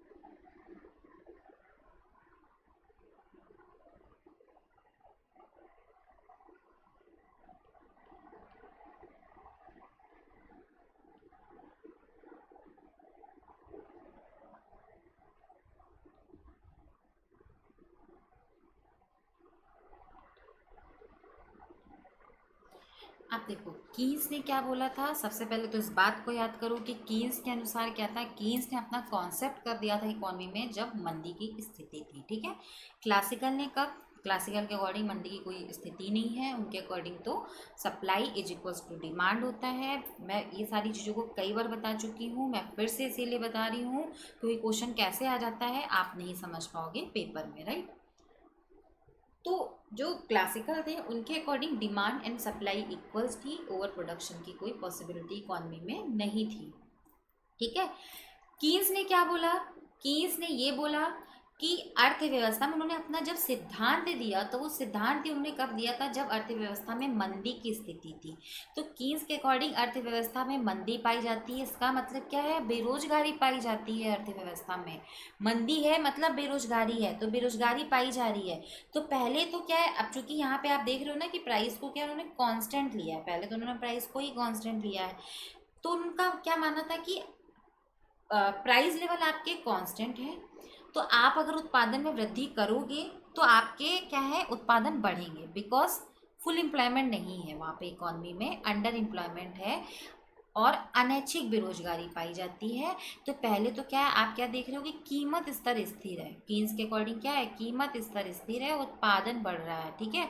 लेकिन जब आप इस पॉइंट पे आए, सपोज डेट ये पॉइंट आपने ए मान लिया, तो इस पॉइंट के बाद अभी तो क्या है, अर्थव्यवस्था में अल्प रोजगार था, अब इस पॉइंट पे क्या है, पूर्ण रोजगार की स्थिति आ गई।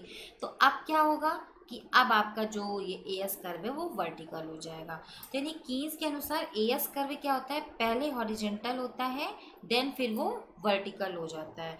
तो हॉरिजेंटल होता है तो मतलब क्या है कि अगर एएस कर्व हॉरिजेंटल है, अगर पेपर में क्वेश्चन पूछा जाए, इस ये जो मैं बता रही हूँ ना, ये जो अभी मैं अभी इस समय पे जो मैं ये पॉइंट बता रही हूँ, ये जितनी लाइन मैं बता रही हूँ, जो भी मैं बोल रही हूँ, ये बहुत इम्पॉर्टेंट है। पेपर में बहुत टाइम ये क्वेश्चन पूछा गया है, बार बार पूछा जाता है और बहुत अच्छे पॉइंट्स हैं, ठीक है। मैक्रो इकोनॉमिक्स के बहुत अच्छे बारीकी वाले पॉइंट्स हैं जिन्हें आपको पता होना चाहिए, इसलिए मैं इन पे बार बार फोकस डाल रही हूँ। तो इस चीज़ को आप समझिएगा कि कीन्स के अनुसार एएस कर्व पहले हॉरिजेंटल था, देन फिर वो वर्टिकल हो गया। तो इसका मतलब क्या हुआ कि हॉरिजेंटल है का मतलब साधन बढ़ाने पे आपकी कीमत तो स्थिर है भाई, हॉरिजेंटल का मतलब क्या, आप देख रहे हैं ना, प्राइस लेवल आपका कांस्टेंट है और आप फैक्टर्स ऑफ प्रोडक्शन बढ़ा रहे हो, like we can say labour आप बढ़ा रहे हो, आपका उत्पादन बढ़ रहा है। बट जब आप ए पॉइंट पे आएंगे, ठीक है, इसके बाद क्या होगा, आपका उत्पादन स्थिर हो जाएगा, फिर आपका उत्पादन नहीं बढ़ेगा, एएस कर्व वर्टिकल हो जाएगा, ठीक है। ये बात समझ में आई। अब इसकी बीच की एक्चुअल प्रोसेस में क्या होता है, ये भी जो कि यहाँ पे लिखा हुआ है कि इन्होंने लिखा है ना कि to the right of full employment output the curve is relatively steep, ठीक है, and shortage of inputs and production bottleneck will require subsequently higher prices to induce firm to produce, ठीक है। Reference to the aggregate supply in the remainder of the chapter apply to the short run curve unless otherwise noted। इसको मैं आपको यहाँ पे इसीलिए मैं एक और डायग्राम बना के बताती हूँ। ये कर्व तो सबको समझ में आ गया होगा, इसको मैं इरेज करती हूँ, ठीक है।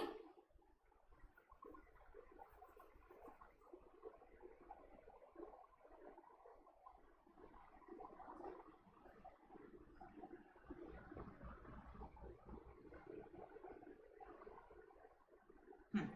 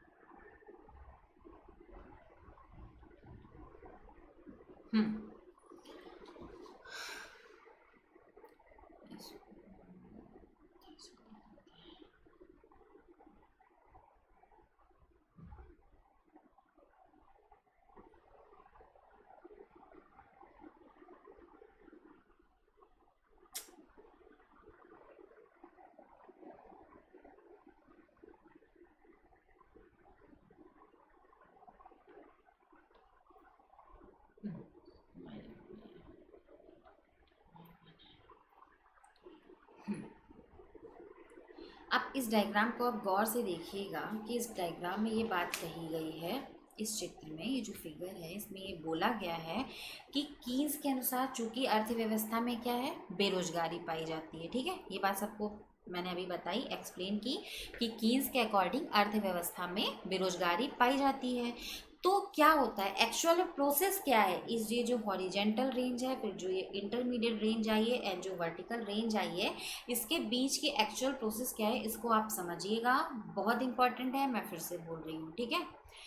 देखो, कीन्स ने बोला था कि स्टार्टिंग में क्या होता है कि हॉरिजेंटल रेंज में क्या है कि आपके जो लेबर हैं, तो आप क्या कर रहे हो, सबसे पहले जैसे हम लोग रिकॉर्ड हो कि हम लोगों ने इकोनॉमिक डेवलपमेंट थ्योरी पढ़ी, तो उसमें हमने क्या पढ़ा था कि पहले आप मोस्ट फर्टिलाइज लैंड पे आपने एग्रीकल्चर किया, ठीक है, एग्रीकल्चर प्रोडक्शन किया, देन उससे कम फर्टिलाइज, फिर जो सबसे घटिया भूमि होती है, ठीक है।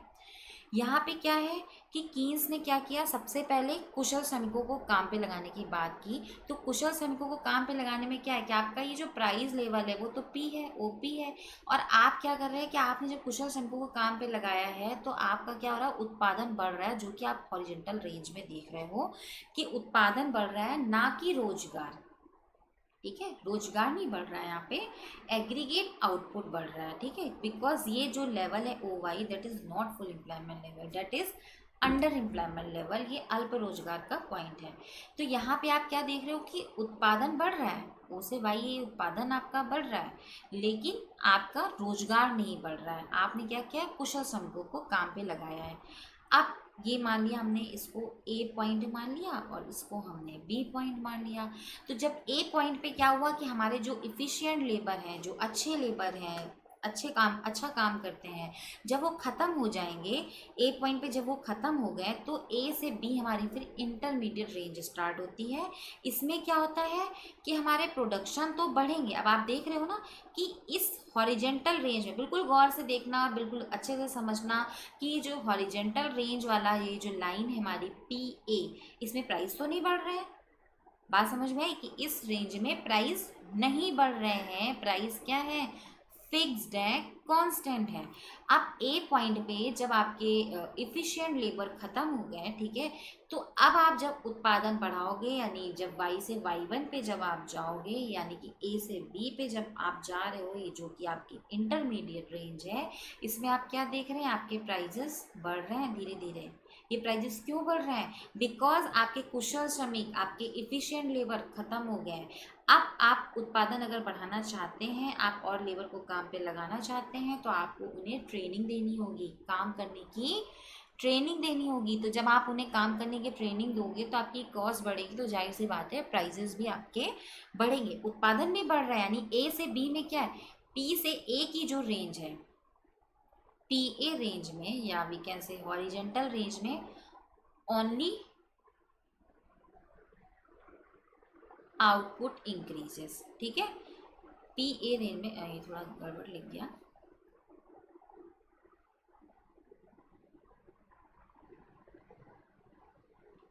पी ए रेंज में क्या होगा,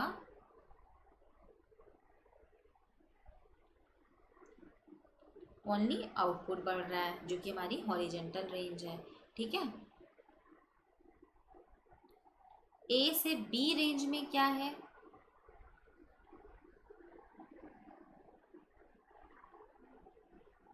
आउटपुट तो बढ़ रहा है बट प्राइजेस भी बढ़ रहे हैं, दोनों ही बढ़ रहे हैं। एंड बी के बाद अगर आप देखो, ठीक है, बी के बाद जो आपकी वर्टिकल रेंज है, उसमें क्या है कि आपका उत्पादन तो बढ़ के ओ वाई वन हो गया, जब आप इंटरमीडिएट रेंज में, जो कि हॉरिजेंटल रेंज में ओ वाई उत्पादन था, वो बढ़ करके ओ वाई से ओ वाई वन हो गया। लेकिन अब अगर हम इंटरमीडिएट रेंज में आते हैं तो हमारे क्या हो रहे हैं, हम लोग क्या देख रहे हैं, उत्पादन नहीं बढ़ रहा है, ओ वाई वन पे जाके उत्पादन कांस्टेंट हो गया है, ये एस कर्व वर्टिकल हो गया है। अब हमारे सिर्फ प्राइजेस बढ़ेंगे, ना कि हमारा उत्पादन बढ़ेगा। यानी कि वर्टिकल रेंज की अगर हम बात करें, वर्टिकल रेंज में क्या होगा, ओनली प्राइजेस बढ़ेंगे, ठीक है। वर्टिकल रेंज में हमारा प्रोडक्शन नहीं बढ़ेगा, सिर्फ प्राइजेस बढ़ेंगे। ये पेपर में बहुत बार पूछा जाता है कि हॉरिजेंटल रेंज में कीन्स के अकॉर्डिंग क्या होता है। तो हॉरिजेंटल रेंज में क्या होता है बोलो? हॉरिजेंटल रेंज में ओनली आपका आउटपुट इंक्रीज होता है एंड प्राइजेस क्या होते हैं? फिक्स्ड होते हैं। और इंटरमीडिएट रेंज में क्या होता है? आपके आउटपुट भी बढ़ते हैं, प्राइजेस भी बढ़ते हैं। And the last is vertical stage. Vertical range में क्या होगा? आपका सिर्फ प्राइजेस बढ़ेंगे। तो यानी कि पहले क्या है? ये फ्लैट है, फिर ये थोड़ा स्टीपर हुआ, फिर ये वर्टिकल हो गया। भाई ये फ्लैट रेंज है, देन ये थोड़ा सा स्टीपर होके ये वर्टिकल हो गया। तो यही बात इसमें बोली गई है कि the short run aggregate supply curve is upward sloping. ठीक है, the lag between product prices and resources prices make it profitable to firms to increase output when the price level rises. आपने देखा ना, इंटरमीडिएट रेंज में firm के लिए profitable था कि आउटपुट को बढ़ाए। व्हेन द प्राइस लेवल बढ़ रहा है उसके लिए प्रॉफिटेबल है, उसका आउटपुट भी बढ़ेगा। To the left of full employment output the curve is relatively flat. The relatively abundance of idle input means that firms can increase output without substantial increase in production cost. ठीक है, to the right of full employment output the curve is relatively steep. Right side में क्या है? Right of full employment curve क्या? Relatively steep है। हम लोग देख रहे हैं ना कि रिलेटिवली स्टीप है फुल एम्प्लॉयमेंट के पहले। ये जो फुल एम्प्लॉयमेंट वाला पॉइंट है इसके पहले रिलेटिवली स्टीप है। ठीक है, to the right of full employment output, the curve is relatively steep. Shortage of inputs and production bottlenecks will require substantially higher prices to induce firm to produce. ठीक है, उसके बाद हमारा कर्व क्या हो जाएगा? वर्टिकल हो जाएगा। ठीक है, अब बात आती है इक्विलिब्रियम पॉइंट की कि आखिर इक्विलिब्रियम पॉइंट क्या होता है एडी एंड एएस का। तो real output and the price level equilibrium price and quantity are found where the aggregate demand and aggregate supply curve intersect. जैसा कि हम लोग देख रहे हैं कि ये जो हमारा एडी कर्व है, ये एडी कर्व है, ठीक है, और ये एएस कर्व है। ये एक दूसरे को यहाँ पे मान लिया हमने ई पॉइंट पे इंटरसेक्ट कर रहा है, तो ये हमारा इक्विलिब्रियम पॉइंट है। ठीक है, जहाँ पे ए डी एंड ए एस एक दूसरे को इंटरसेक्ट करते हैं वो हमारा इक्विलिब्रियम पॉइंट होता है। ठीक है,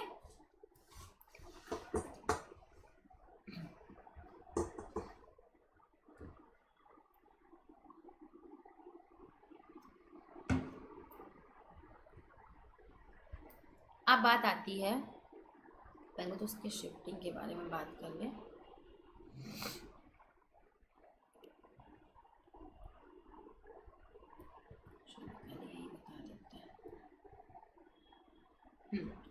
शिफ्ट कब होता है? Aggregate supply curve. Shifting aggregate supply curve when a supply determinants change. जब हमारे सप्लाई के जो फैक्टर हैं, डिटर्मिनेंट्स हैं, वो जब चेंज होते हैं तो हमारा सप्लाई कर्व शिफ्ट होता है।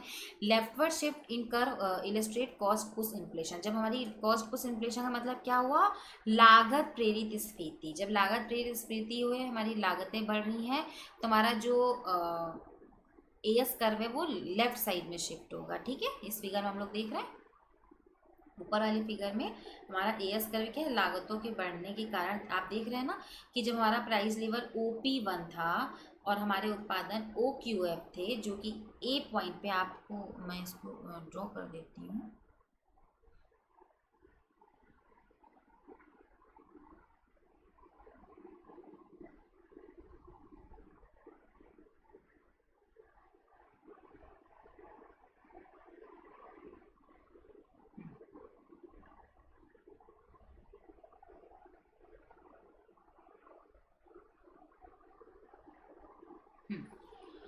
देखिए, OP1 प्राइस पे हमारा जो एग्रीगेट सप्लाई कर्व था वो OQF था। ठीक है, OQF उत्पादन था, AS1 हमारा एग्रीगेट सप्लाई कर्व था।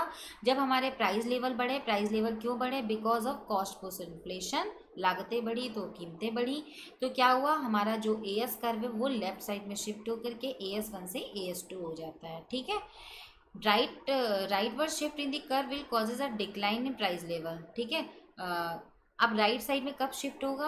आप इसमें देख सकते हैं,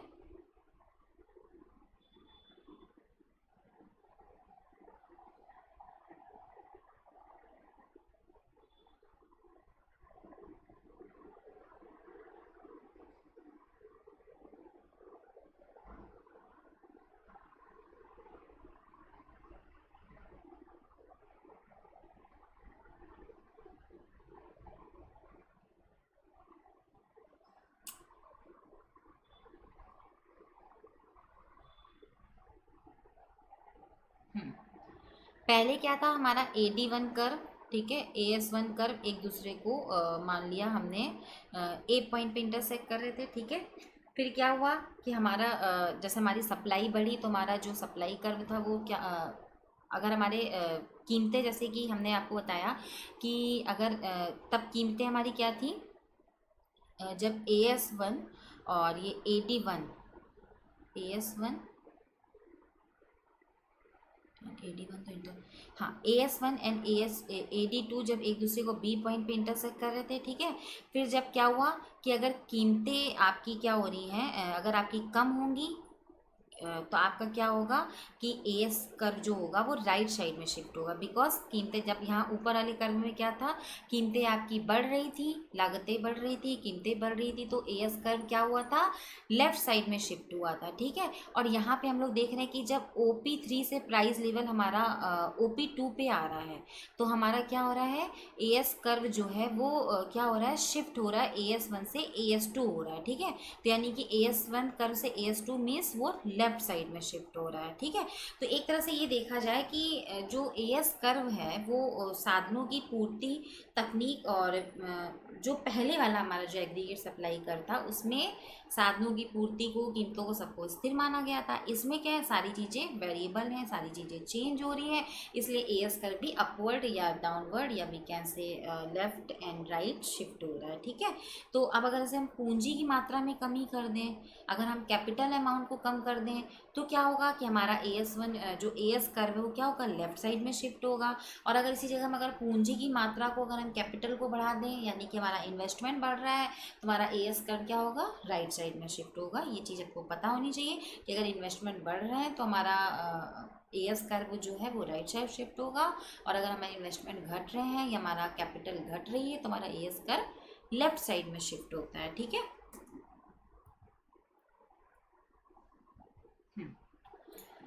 अब बात आती है increase in aggregate demand cause demand pull inflation. जो एग्रीगेट डिमांड है अगर वो बढ़ती है तो क्या होता है, लागत प्रेरित स्फीति आती है। तो जैसा कि आप समझ गए होंगे कि अगर आपकी एग्रीगेट डिमांड बढ़ रही है, जाहिर सी बात है अगर आपकी मांग बढ़ रही है तो क्या होगा, डिमांड पुल इन्फ्लेशन आएगा, ठीक है। जैसे कि increase in aggregate demand increases real output and create upward pressure on prices, ठीक है, especially when the economy operates at or about full employment level of output. अगर आपकी इकोनॉमी फुल एम्प्लॉयमेंट लेवल पे है, जैसा कि आप इसमें देख सकते हैं कि जो OQ उत्पादन है इसमें अगर आपका फुल एम्प्लॉयमेंट लेवल है तो अगर आपकी एग्रीगेट डिमांड बढ़ रही है, आप इस फिगर से समझिएगा इसको बहुत अच्छे से। जैसे ये AS कर्व है और ये आपका AD1 कर्व है,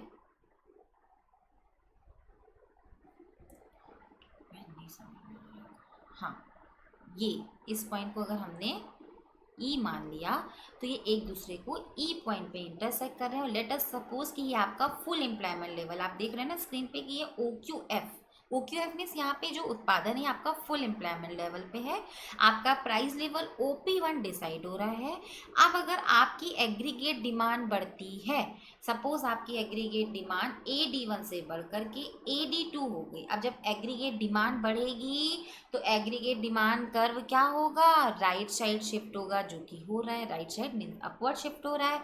आपका AD1 कर्व जब अपवर्ड शिफ्ट हुआ तो क्या हुआ, AD1 से AD2 हो गया, ठीक है। तो अब ये जो AD2 है ये अगर ये इस कीमत पे, ये जो OP1 कीमत है, यहाँ पे तो एग्रीगेट सप्लाई को वो इंटरसेक्ट नहीं कर रहा है ना, वो इंटरसेक्ट कहाँ पे कर रहा है, इस पॉइंट पे इंटरसेक्ट कर रहा है, ये E1 पॉइंट है। तो एट पॉइंट E1 हमारे प्राइस क्या हो रहे हैं, प्राइजेस हमारे OP1 से बढ़ कर के OP2 हो जा रहे हैं।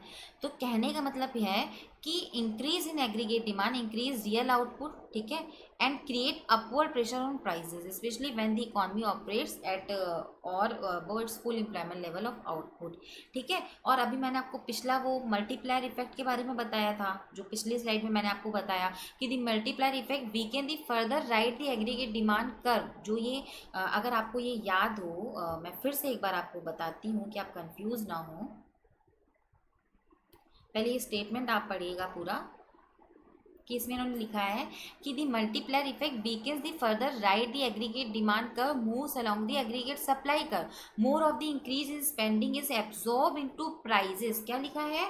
मोर of the increase in spending is absorbed into prices increases rather than generating greater real output। अब आप इस फिगर में देखो जो मैंने आपको बताया था अभी,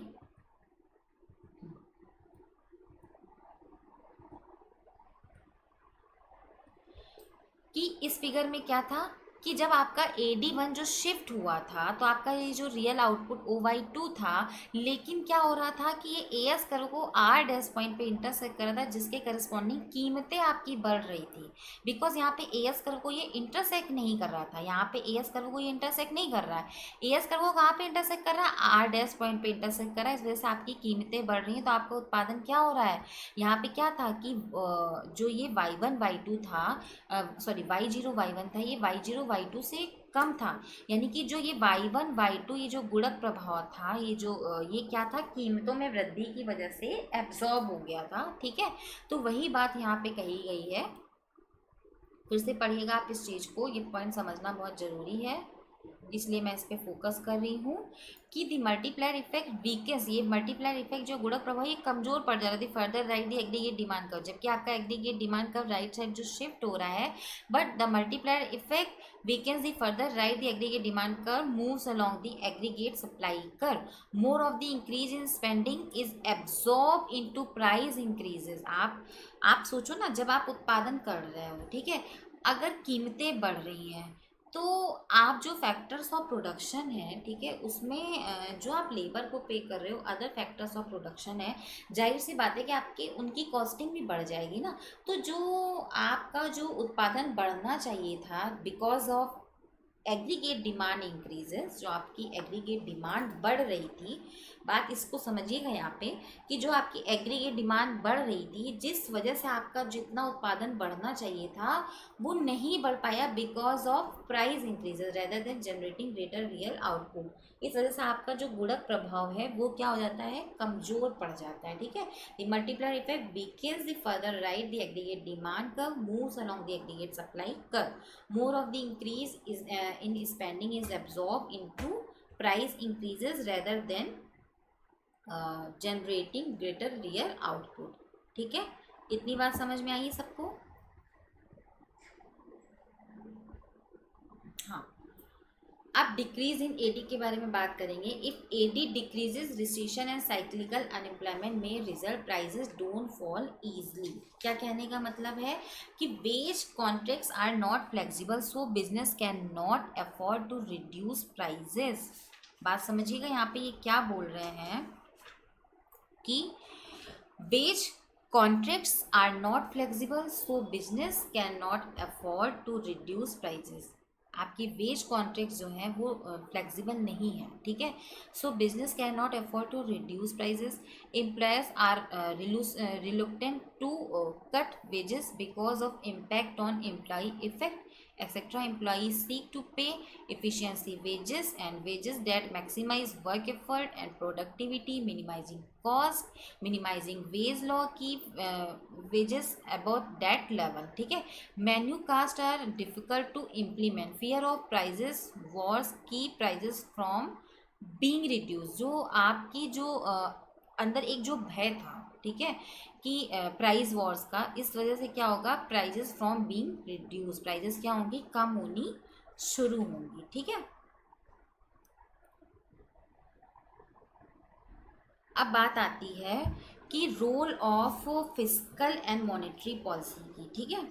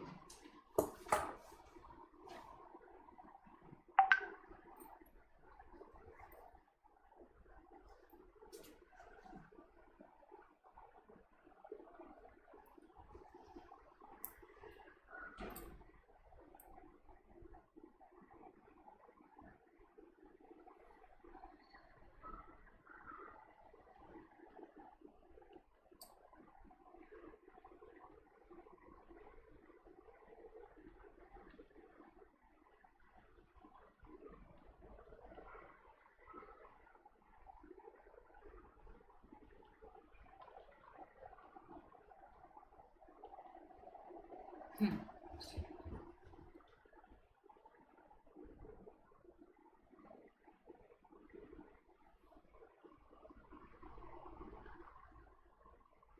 ये हमारा SAS कर्व है, ठीक है।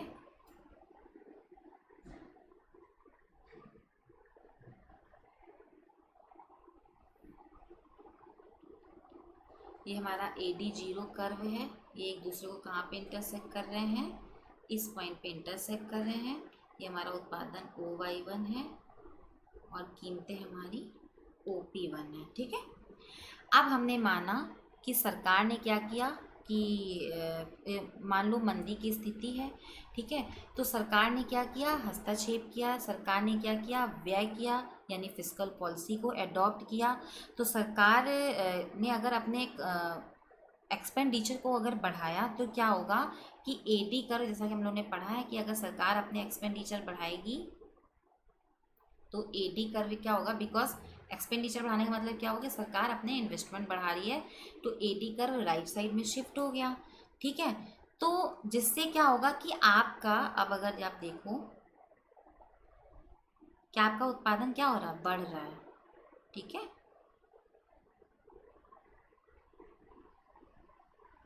थोड़ा सा फिगर गलत बना है, इसको मैं फिर से बनाती हूँ।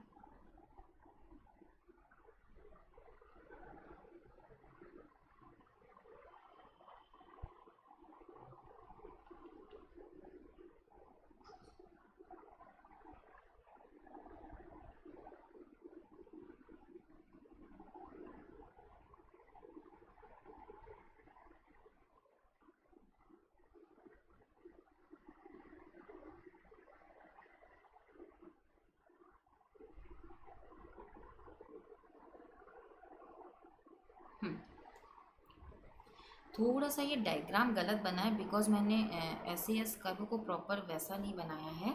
एक्चुअल में होता क्या है कि जब सरकार क्या करती है, जब सरकार अपने व्यय में वृद्धि करती है बिना करों में वृद्धि किए, ठीक है, कर आपके टैक्सेस वो फिक्स हैं, ठीक है, करों में कटौती भी नहीं कर रही है, ना वो करों में वृद्धि कर रही है।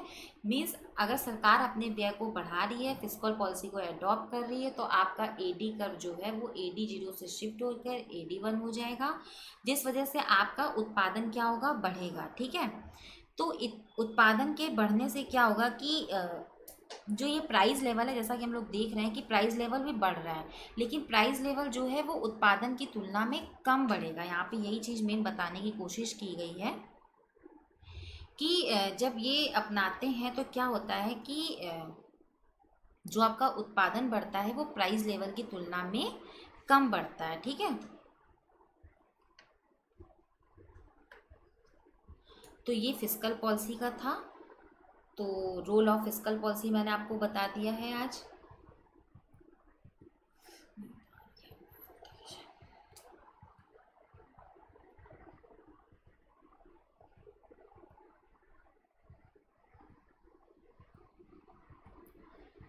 तो आज हमने क्या क्या पढ़ा, सबसे पहले हम इस बात को एक बार जल्दी से देख लेते हैं, ठीक है। आज हमने पढ़ा AD&AS model with variable price model की वेरिएबल प्राइस में AD&AS मॉडल क्या है इसके बारे में हमने पढ़ा, और AD/AS मॉडल प्रोवाइड्स क्या है, inside inflation, unemployment and economic growth, ठीक है। अब AD/AS मॉडल में AD क्या है, एग्रीगेट का मतलब क्या होता है, इस बारे में हमने पढ़ा कि एग्रीगेट डिमांड क्या है, एग्रीगेट सप्लाई क्या है। उसके बाद हमने पढ़ा कि एग्रीगेट डिमांड कर्व क्या होता है। फिर हम लोगों ने क्या पढ़ा कि एग्रीगेट डिमांड एक्चुअल में होती क्या है, एग्रीगेट डिमांड क्या होती है, consumption spending plus investment spending plus government spending and plus net export, ठीक है। नेट एक्सपोर्ट का मतलब क्या हुआ, एक्सपोर्ट माइनस हमारे इंपोर्ट होते हैं। देन मैंने आपको कैसे डेरिवेशन होता है AD कर्व का वो बताया आप लोगों को।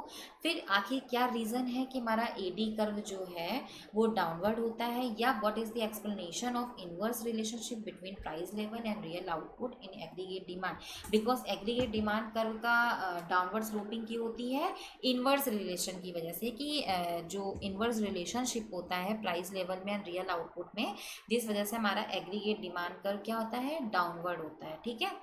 फिर डिटर्मिनेंट्स ऑफ एग्रीगेट डिमांड के बारे में हमने पढ़ा, जिसमें हम लोगों ने पढ़ा डिटर्मिनेंट्स के बारे में, मल्टीप्लायर इफेक्ट के बारे में। डिटर्मिनेंट्स में हम लोगों ने क्या पढ़ा था कि एक तरह से मोटा मोटा हम लोग देखें तो रियल कैश बैलेंस इफेक्ट क्या है, ठीक है, रेट ऑफ इंटरेस्ट इफेक्ट क्या है, एंड फॉरेन ट्रेड इफेक्ट क्या है, इसके बारे में हम लोगों ने पढ़ा था। ठीक है, डिटर्मिनेंट्स में यही कि कंज्यूमर की स्पेंडिंग है, गवर्नमेंट स्पेंडिंग है, इन्वेस्टमेंट स्पेंडिंग है, हम लोग ये सारी चीज़ें पढ़ते हैं। ठीक है, फिर नेट एक्सपोर्ट स्पेंडिंग में क्या होता रहा था कि हमारे जो देश के निर्यात बढ़ रहे थे, जिसका हमारे एडी कर्व पे क्या प्रभाव पड़ रहा था, ये सारी चीज़ें हम लोगों ने पढ़ी। फिर गुणक प्रभाव क्या था, ये हमारा क्या है, ये मल्टीप्लायर इफेक्ट है। ठीक है,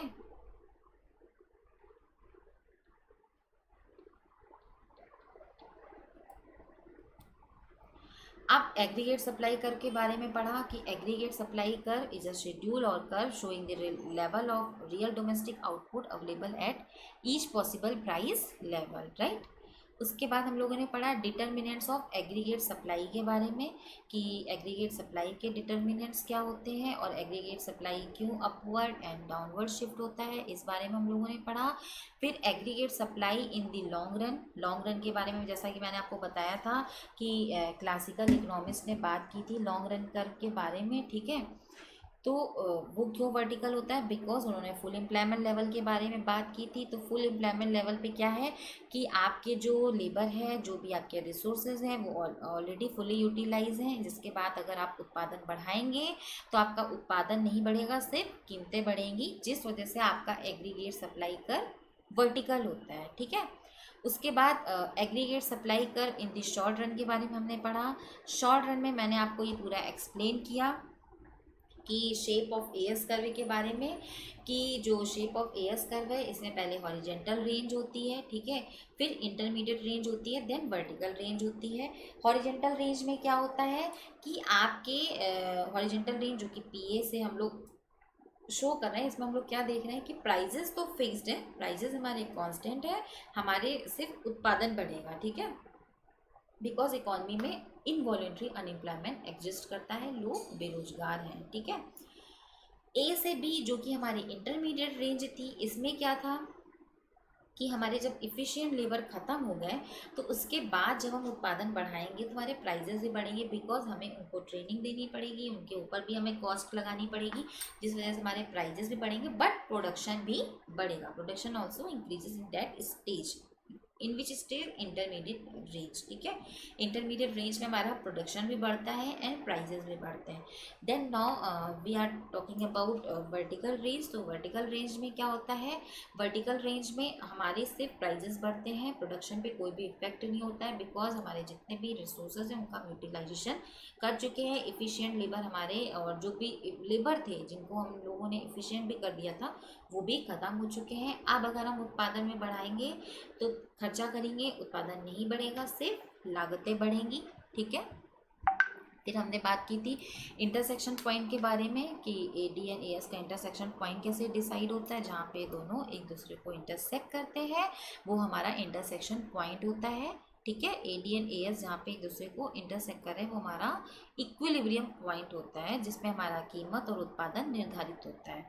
ठीक है, फिर इंक्रीज इन एग्रीगेट डिमांड से क्या होता है, अगर आपकी इकोनॉमी में एग्रीगेट डिमांड बढ़ रही है तो क्या होगा, आपकी इकोनॉमी में डिमांड पुल इन्फ्लेशन आता है। ठीक है, अगर आप क्या कहते हैं, इंक्रीज आप अगर कर रहे हो एग्रीगेट डिमांड में तो उसकी वजह से आपकी इकोनॉमी में डिमांड पुल इन्फ्लेशन यानी लागत प्रेरित स्फीति आती है, बिकॉज मल्टीप्लायर इफेक्ट जो आपका है वो कमज़ोर पड़ जाता है, जिस वजह से आपके उत्पादन में उतनी वृद्धि नहीं होती है, क्योंकि उत्पादन में वृद्धि होने की जगह कीमत स्तर में वृद्धि उस उत्पादन में जो वृद्धि होनी चाहिए थी उसको खपा देती है, एब्जॉर्ब कर देती है।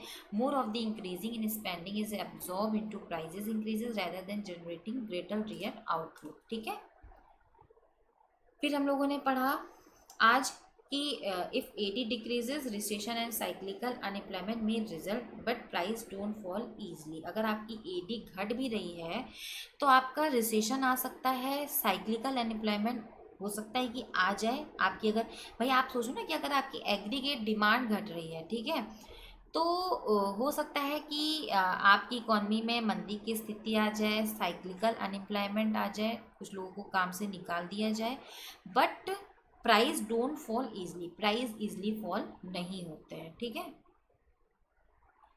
फिर शिफ्टिंग कैसे होती है एएस कर्व में, इसके बारे में हम लोगों ने पढ़ा कि एएस कर्व हमारा अपवर्ड कब शिफ्ट होता है, या वी कैन से कि लेफ्ट साइड में कब शिफ्ट होता है। Leftward shift in curve illustrate in cost push inflation. जब कॉस्ट पुश इन्फ्लेशन मीन्स जब आपकी लागतें बढ़ रही हैं, लागतें बढ़ रही हैं मतलब आपकी कीमतें बढ़ रही हैं, तो फिर क्या होगा, आपका एएस कर्व लेफ्ट साइड में शिफ्ट हो जाएगा, ठीक है। और अगर आपकी लागतें कम हो रही हैं तो आपका जो एएस कर है वो AS1 से AS2 शिफ्ट हो रहा है, जो कि हम लोग नीचे वाले फिगर में देख रहे हैं कि मीन्स राइट साइड शिफ्ट हो रहा है। पहले क्या हो रहा है, जब आपकी लागतें बढ़ रही हैं मीन्स आपका प्राइस लेवल बढ़ रहा है, तो जो ये एएस कर्व है ये लेफ्ट साइड में शिफ्ट होता है, और जब ये लागतें घटती हैं, कीमतें घटती हैं, तो आपका एएस कर्व राइट साइड में शिफ्ट होता है, आपका एएस बढ़ता है, एग्रीगेट सप्लाई बढ़ती है। तो ये रही हमारी आज की क्लास, जिसमें हम लोगों ने एटी एंड एएस के कॉन्सेप्ट को विद वेरिएबल कॉन्सेप्ट हम लोगों ने पढ़ा। पहले जो हम लोगों ने पढ़ा था कीन्स वाला, उसमें उन्होंने क्या माना था, प्राइजेस को फिक्स्ड माना था। तो इसको किसने मॉडिफाई किया था, पेपर में क्वेश्चन आता है, इसलिए आपको पता होना चाहिए कि जो आधुनिक अर्थशास्त्री रहे थे, फिर इन्होंने इनके कॉन्सेप्ट को चेंज किया था और उन्होंने एक नए एडीएएस मॉडल की व्याख्या की थी, जिसमें उन्होंने वेरिएबल प्राइस लेवल के बारे में बात की थी, ठीक है। यानी कीन्स के अकॉर्डिंग जो प्राइस लेवल था वो कांस्टेंट था, एंड मॉडर्न इकोनॉमिक्स के अकॉर्डिंग इन्होंने वेरिएबल एडीएस मॉडल के कॉन्सेप्ट के बारे में बात की थी। तो ये हमारी आज की क्लास रही, ठीक है। आज की क्लास की रिकॉर्डिंग आप लोगों के पास आएगी, ये प्रीमियर होगा, तो आप लोगों के जो भी डाउट होंगे वो आप मेरे से लाइव क्लास में पूछ सकते हैं, जो भी आपकी क्वेरीज हैं, ठीक है। तो आज की क्लास हमारी यहीं पे ख़त्म होती है। अब हम लोग नेक्स्ट क्लास में नेक्स्ट टॉपिक के साथ मिलेंगे। तब तक के लिए आप लोगों को bye bye and take care.